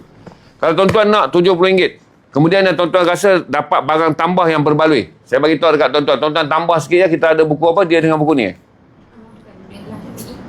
Rehlah dengan Imam Syafi'i. Okey. Rehlah dengan doa. Rehlah ni, Rehlah Imam Syafi'i ni tuan-tuan tahu best seller, tapi mungkin yang baru masuk belum ada. Dan kemudian doa, himpunan doa Imam Ghazali daripada lebih ribuan doa yang ada dari Ihya Ulumuddin, dia ambil 37 doa. Ini RM20, ni RM20. Kalau tuan-tuan poket kecil, ambil je dua ni RM35, saya tetap belanja. Mereka yang datang daripada aliran poket kecil, saya belanja tuan-tuan 235. Yang ni 76. Campur dengan ni jadi 111. Saya sedang belanja jadi RM100 je. Siapa nak, Muhammad campur dengan dua buku ni daripada harga RM116 dapat RM100 hari ni. Okey, saya belanja tetap RM100. Bagi mereka yang kata tak boleh ambil, Muhammad tak makan cekak lah bang tengah bulan. Ambil buku ni, saya masih belanja. Nak satu tak ada masalah. 20 bagi himpunan doa Imam Ghazali, doa-doa yang diambil daripada Ihya Ulumuddin. Doa ni ada dalam susunan asal bahasa Arab, ada terjemahan bahasa Malaysia dan ada terjemahan bahasa Inggeris. Dikeluarkan dalam edisi mewah, 1.5 covered. Okey, tuan-tuan nak, ini terbitan.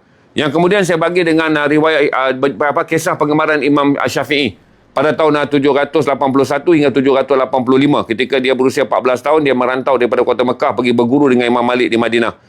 Dia duduk di Madinah 9 bulan, dia telah menguasai semua ilmu Imam Malik hingga tak ada ilmu Imam Malik nak ajar pada dia. Lepas 9 bulan dia merantau pergi berguru dengan anak murid Imam Abu Hanifah, iaitu Abdullah bin Hasan dan juga Qadi Yusuf. Hinggalah Abdullah bin Hasan dan Qadi Yusuf kata, walaupun kami ni orang yang hidup pernah berguru dengan Imam Abu Hanifah sebelum dia wafat, tapi yang paling ahli dengan hanya membaca kitab, tapi paling ahli tentang fiqh Imam Abu Hanifah adalah Imam Syafi'i. Kemudian barulah dia pergi ke Baghdad ketika Imam Syafi'i berusia 17 tahun. Dia telah buka sekolah pengajian di Baghdad. Kemudian perjalanan dia balik daripada Baghdad pergi ke Madinah dan sampailah kembali dia ke Mekah bertemu dengan ibu dia. Sebuah kisah yang menarik, ulasan dia dah ada dalam TikTok. Ada satu masjid, nama dia Masjid Imam Syafi'i, Taman Maluri. Saya akan video penuh saya ulas buku ni. RM2.35 combo dengan Muhammad jadi 100. Okey, jadi 100. Kalau tuan-tuan nak, buku saya yang saya naikkan, saya kata pasar ke pasar, ini saya cerita tentang miskin bandar, tentang dunia di atas Grab, orang-orang yang memberi pengaruh besar kepada saya. Sahabat-sahabat saya, macam mana saya berkawan dengan Lolok daripada saya datang, dia pun tak ada apa, saya pun tak ada apa, tahun 87. Kemudian dia memilih menjadi penulis lirik, saya menulis menjadi penulis cerpen. Dia kemudian berkembang dengan begitu pesat bersama M. Nasir, saya pilih pergi universiti dan berkembang dalam kerjaya saya. Kami bersahabat sampailah Lolok kembali ke Rahmatullah pada tahun 2006. Kemudian kisah saya dengan persahabatan saya dengan arwah Pian Habib, saya ceritakan. Persahabatan saya dengan Sabri Yunus dalam ni. Persahabatan saya dengan Toki. Persahabatan saya dengan Andi Flop Poppy. Persahabatan saya dengan ramai orang. Bagaimana mereka mempengaruhi saya. Sahabat-sahabat yang terkenal dan tak terkenal, tapi mereka mempengaruhi saya. Bagaimana orang-orang yang lebih senior, Syanon Ahmad, yang sangat-sangat berempati pada saya. Kemudian saya dengan arwahnya Azizi Haji Abdullah, saya berkelana berkembara dengan dia ke Bogor, Indonesia. Walaupun hanya 4 hari 3 malam, dia mendidik dalam perjalanan itu, mengatakan kepada saya, Zainal, tak ada perkara yang lebih besar. Lakukanlah sesuatu yang akhirnya kita boleh menjawab kepada Tuhan bahawa nyawa ini kita telah gunakan untuk memberikan sedikit kepada orang lain. Nyawa hidup kita ni. Dia pun meninggal. Kemudian saya berkenalan pula dengan seorang lagi yang sangat baik. Nama dia Malin Ghazali PK. Dia adalah bekas ketua pengarah, bekas pengarah Jabatan Kerja Raya Wilayah Persekutuan. Dia tengok saya rajin baca buku, saya tak ada duit. Dia travel luar negara, dia beli buku. Dan dia tengok saya baca banyak benda yang tak balance. Saya banyak baca sastra barat dan sastra Indonesia. Dia memperkenalkan saya sastra Rusia. Dia order, dia beli buku. Buku dia semua baru, buka bau harum. Terkejut saya tanya, Pak Ghazali beli buku ni di London, harga dia berapa? $25. Duit Malaysia berapa? Masa tu 2.5. Mahalnya. Saya jaga buku tu tuan-tuan hingga tangan ni saya lap dulu sebelum pegang. Tak pernah rasa pegang buku dalam edisi Nikolai Gogol, Leo Tolstoy, Alexander Pushkin. Saya baca dalam sastra Rusia, dalam edisi yang mewah yang dia belikan. Kemudian saya mula menghargai tentang buku, kerana orang-orang ni walaupun saya tak ada duit beli buku, mereka bantu saya. Kalau nak buku ni saya belanja RM28 hari ni sebab saya nak habiskan untuk tinggalkan stok 1,000. Okey, buku ni dah 3,000. Kalau tuan-tuan nak, ambillah sampailah 10 kisah saya dengan Selamat Asrin. Boleh ambil buku ni. Bagi tuan-tuan yang nak buku combo kerugian umat Islam, iaitu kerugian dunia akibat kemunduran umat Islam oleh Syekh Abu Hassan Nadwi. Sebelum ni tuan-tuan dapatkan buku ni best seller. Saya rasa saya dah jual lebih daripada 7,000 naskah kurang. Tengok kat beg kuning. Banyak buku ni saya jual. Ini ada penulis yang sama.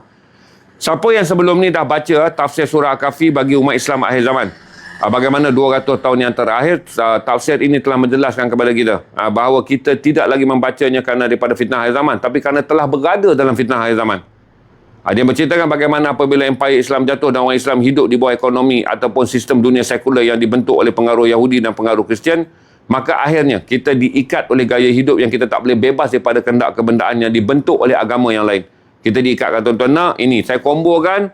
Kalau tuan-tuan dah biasa ambil buku ni 28, saya belanja 25. Buku ni 45, saya belanja 40. Kalau tuan-tuan ambil dua ni hari ni, RM60. Saya belanja RM60 je. Untuk tuan-tuan yang nak combo. Al-Kahfi ada ni. Tuan-tuan boleh ambil ni, Islam dan Mentalisme, RM25. Okey, kalau tuan-tuan ambil combo ni je. Yang ni 25, ni 45 jadi 70. Tapi kan sekarang saya dah jualkan buku ni 25, saya jual buku ni 40, 65. Combo hari ni saya belanja RM60.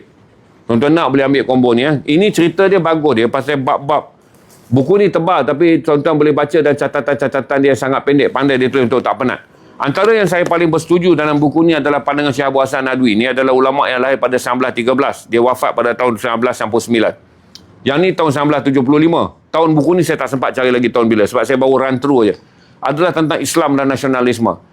Yang mana kata dia bila agama Islam diturunkan kepada Rasulullah SAW, tujuan adalah agama ini menjadikan manusia ini berumat kerana ada agama.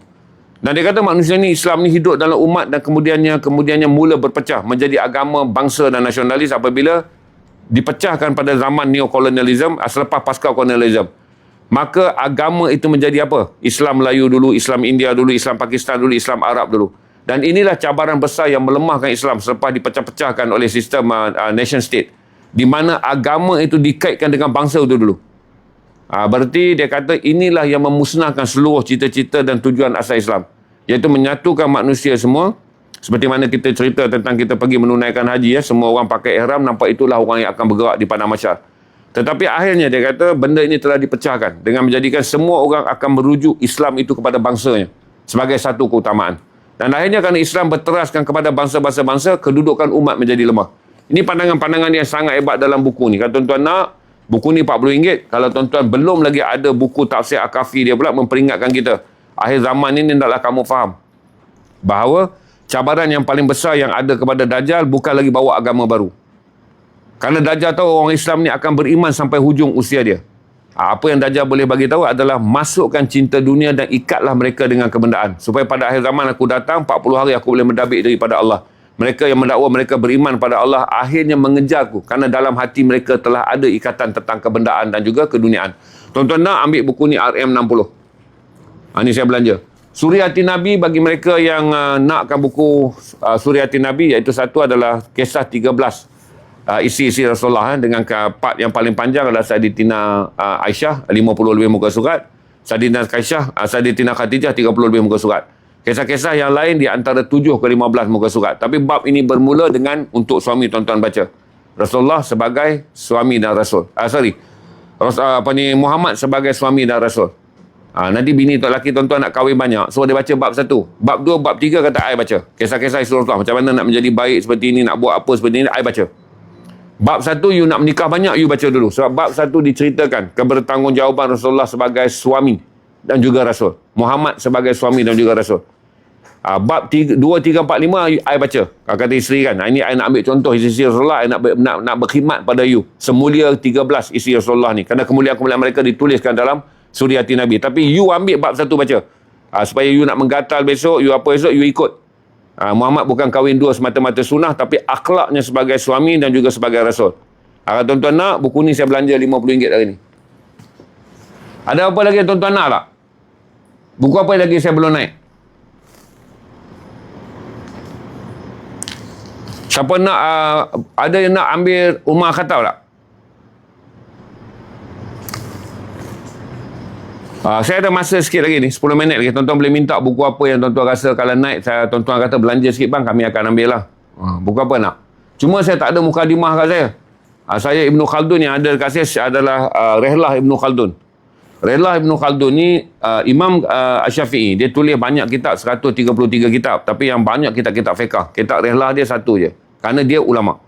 Yang ni adalah sarjana Islam yang mengasaskan ilmu antropologi, sosiologi, yang kemudiannya berkembang menjadi geopolitik yang kita sedang bincang. Inilah pengasas ilmu dia. Cuma ini adalah 6 kitab kecil dia, Rihlah dia 6. Dilahirkan antara tahun 1350 sampai dia wafat 1406. Pada tahun 1983, seorang profesor di Mesir sayang takut kitab-kitab kecil ni hilang kerana orang tumpukan kepada masterpiece dia, iaitu Mukadimah. Dia cantumkan kitab ni 6 Rihlah dalam satu. Kalau tuan-tuan nak, Ibn Khaldun ni saya belanja ni hari RM40 daripada harga RM45. Siapa nak baca Rihlah Ibn Khaldun, bagaimana dia telah menjadi pengkritik kepada pemimpin-pemimpin Islam pada zaman dia dah nampak dah Islam masih lemah.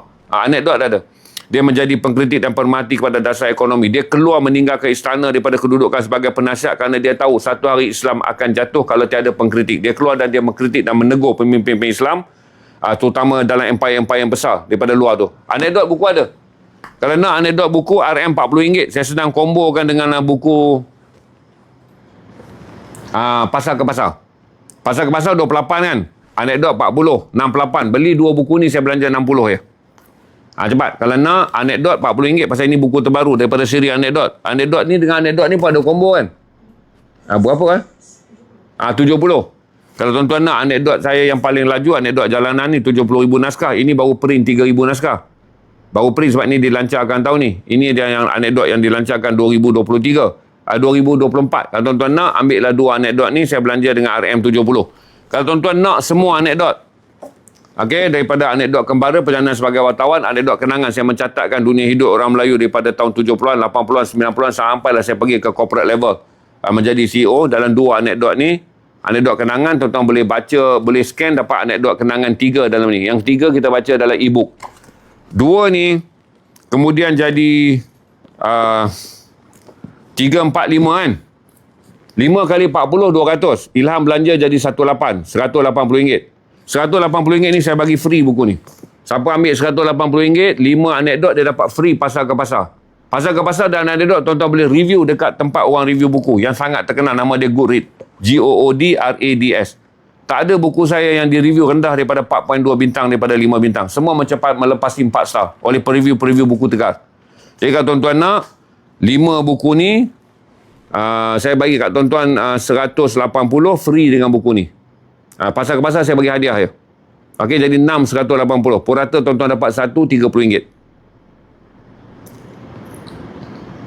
Okey, siapa nak buku apa lagi? Kalau tuan-tuan nak buku apa lagi tak? Kita masih ada masa 10 minit.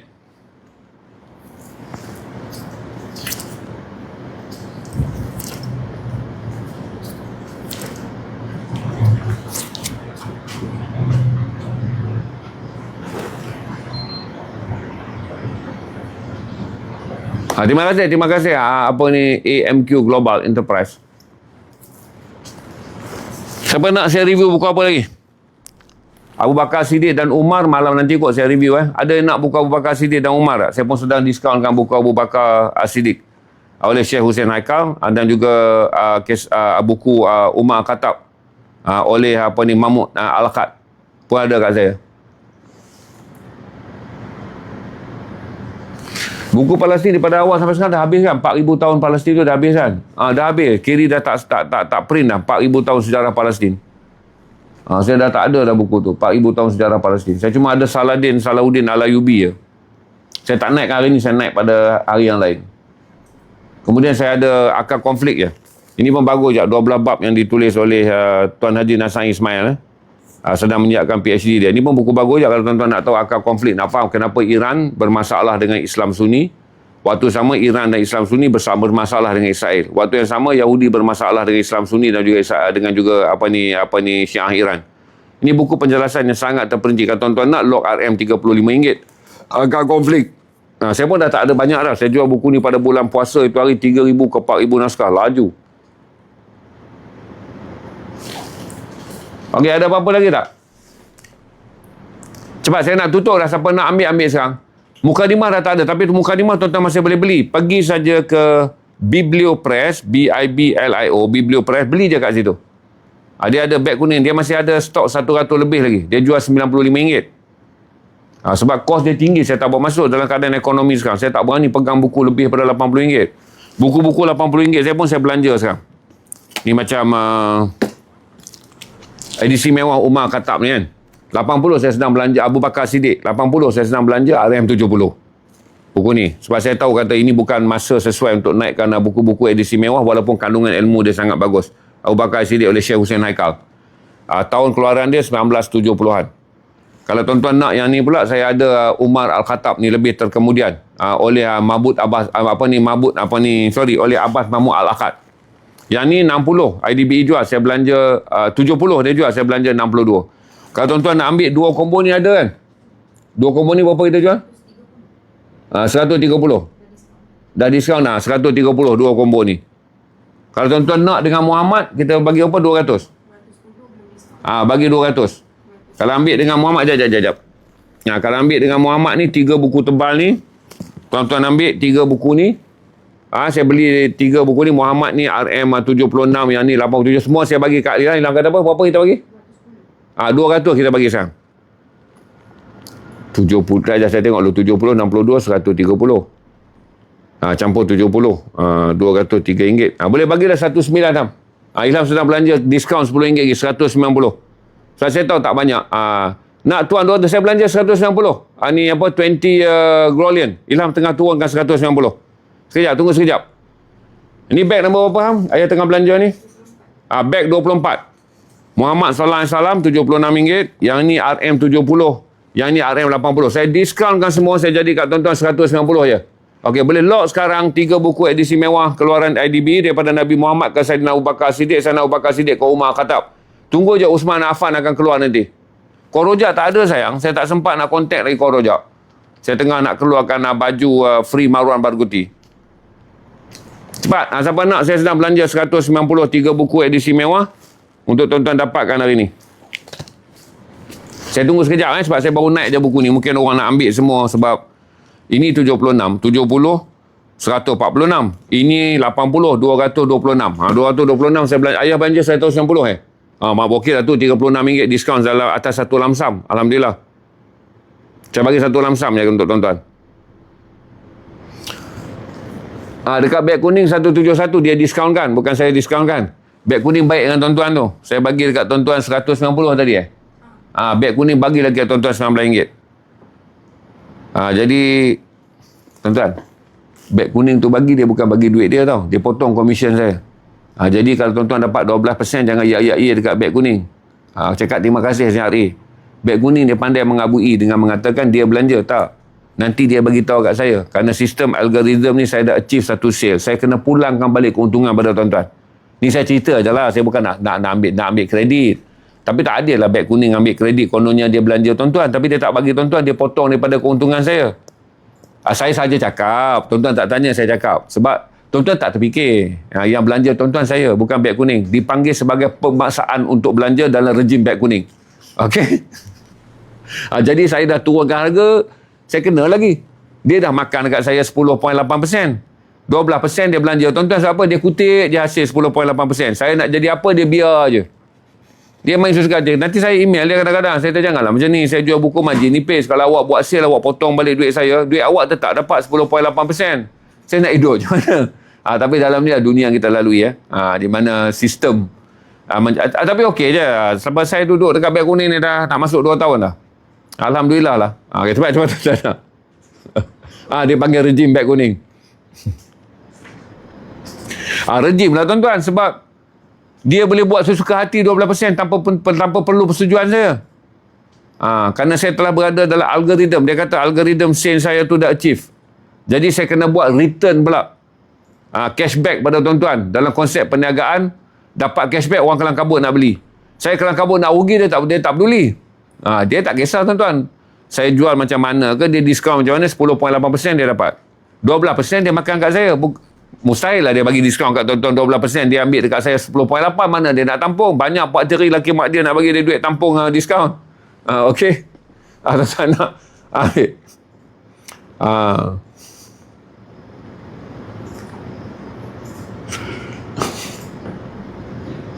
Macam tu lah. Kita pun untung. Saya merungut ni bila dia bagi diskaun. Macam lah saya rugi. Tak. Saya pun untung. Cuma kita mulut orang Melayu ni. Akan cerita bila kita rugi. Orang Melayu kan macam tu. Bila untung, dia cerita, dia confident lah. Bolehlah sikit. Rugi aku tak boleh tahan lah macam ni. Kita tanya kau berniaga macam mana? Boleh dah sikit man, cari makan. Hari dia rugi, kita tak tanya pun. Aku tak faham macam mana PBT ni buat. Aku rugi. Macam-macam lah dia jerit. Jadi sifat dia bila dia untung, hamba. Bila dia rugi, dia punya meroyan, Allah, tak tahu nak cakap. Tak apa Hashim, kalau merapu kau pergi dah tempat lain. Hashim, aku pun tak nak tahan kau kat sini. Sebab kau pun low-minded brain. Aku kata merapu pergi tempat lain. Yang aku heran ni, kau orang ni kenapalah memilih sifat seperti anjing. Kau orang tak suka orang tu lalu kau menyalak. Sedangkan kau dalam sangka kau gigit pun tak boleh. Hashim, buat apa kau nak jadi anjing? Kau duduk dalam pagar je. Kalau kau datang sound depan aku ada agak lah juga nak cakap. Apa aku nak sebut lah. Kau duduk menyalak dalam pagar je. Letih kau. Lepas tu aku bantai kau kat sini dengan maruah, dengan moral, dengan keturunan kau sekali tersadai. Okey? Terima kasih ya. Saya ucapkan ribuan terima kasih. Kita kembali 9 malam nanti. Assalamualaikum warahmatullahi wabarakatuh. Hashim, kalau nak menyala kejap-kejap lagi pergi dekat pagar rumah. Menyala kuat sikit maghrib. Jangan menyala tengah azan. Nanti orang kata kau anjing gila. Dah jadi penyakit apa ni, rabis pada dah.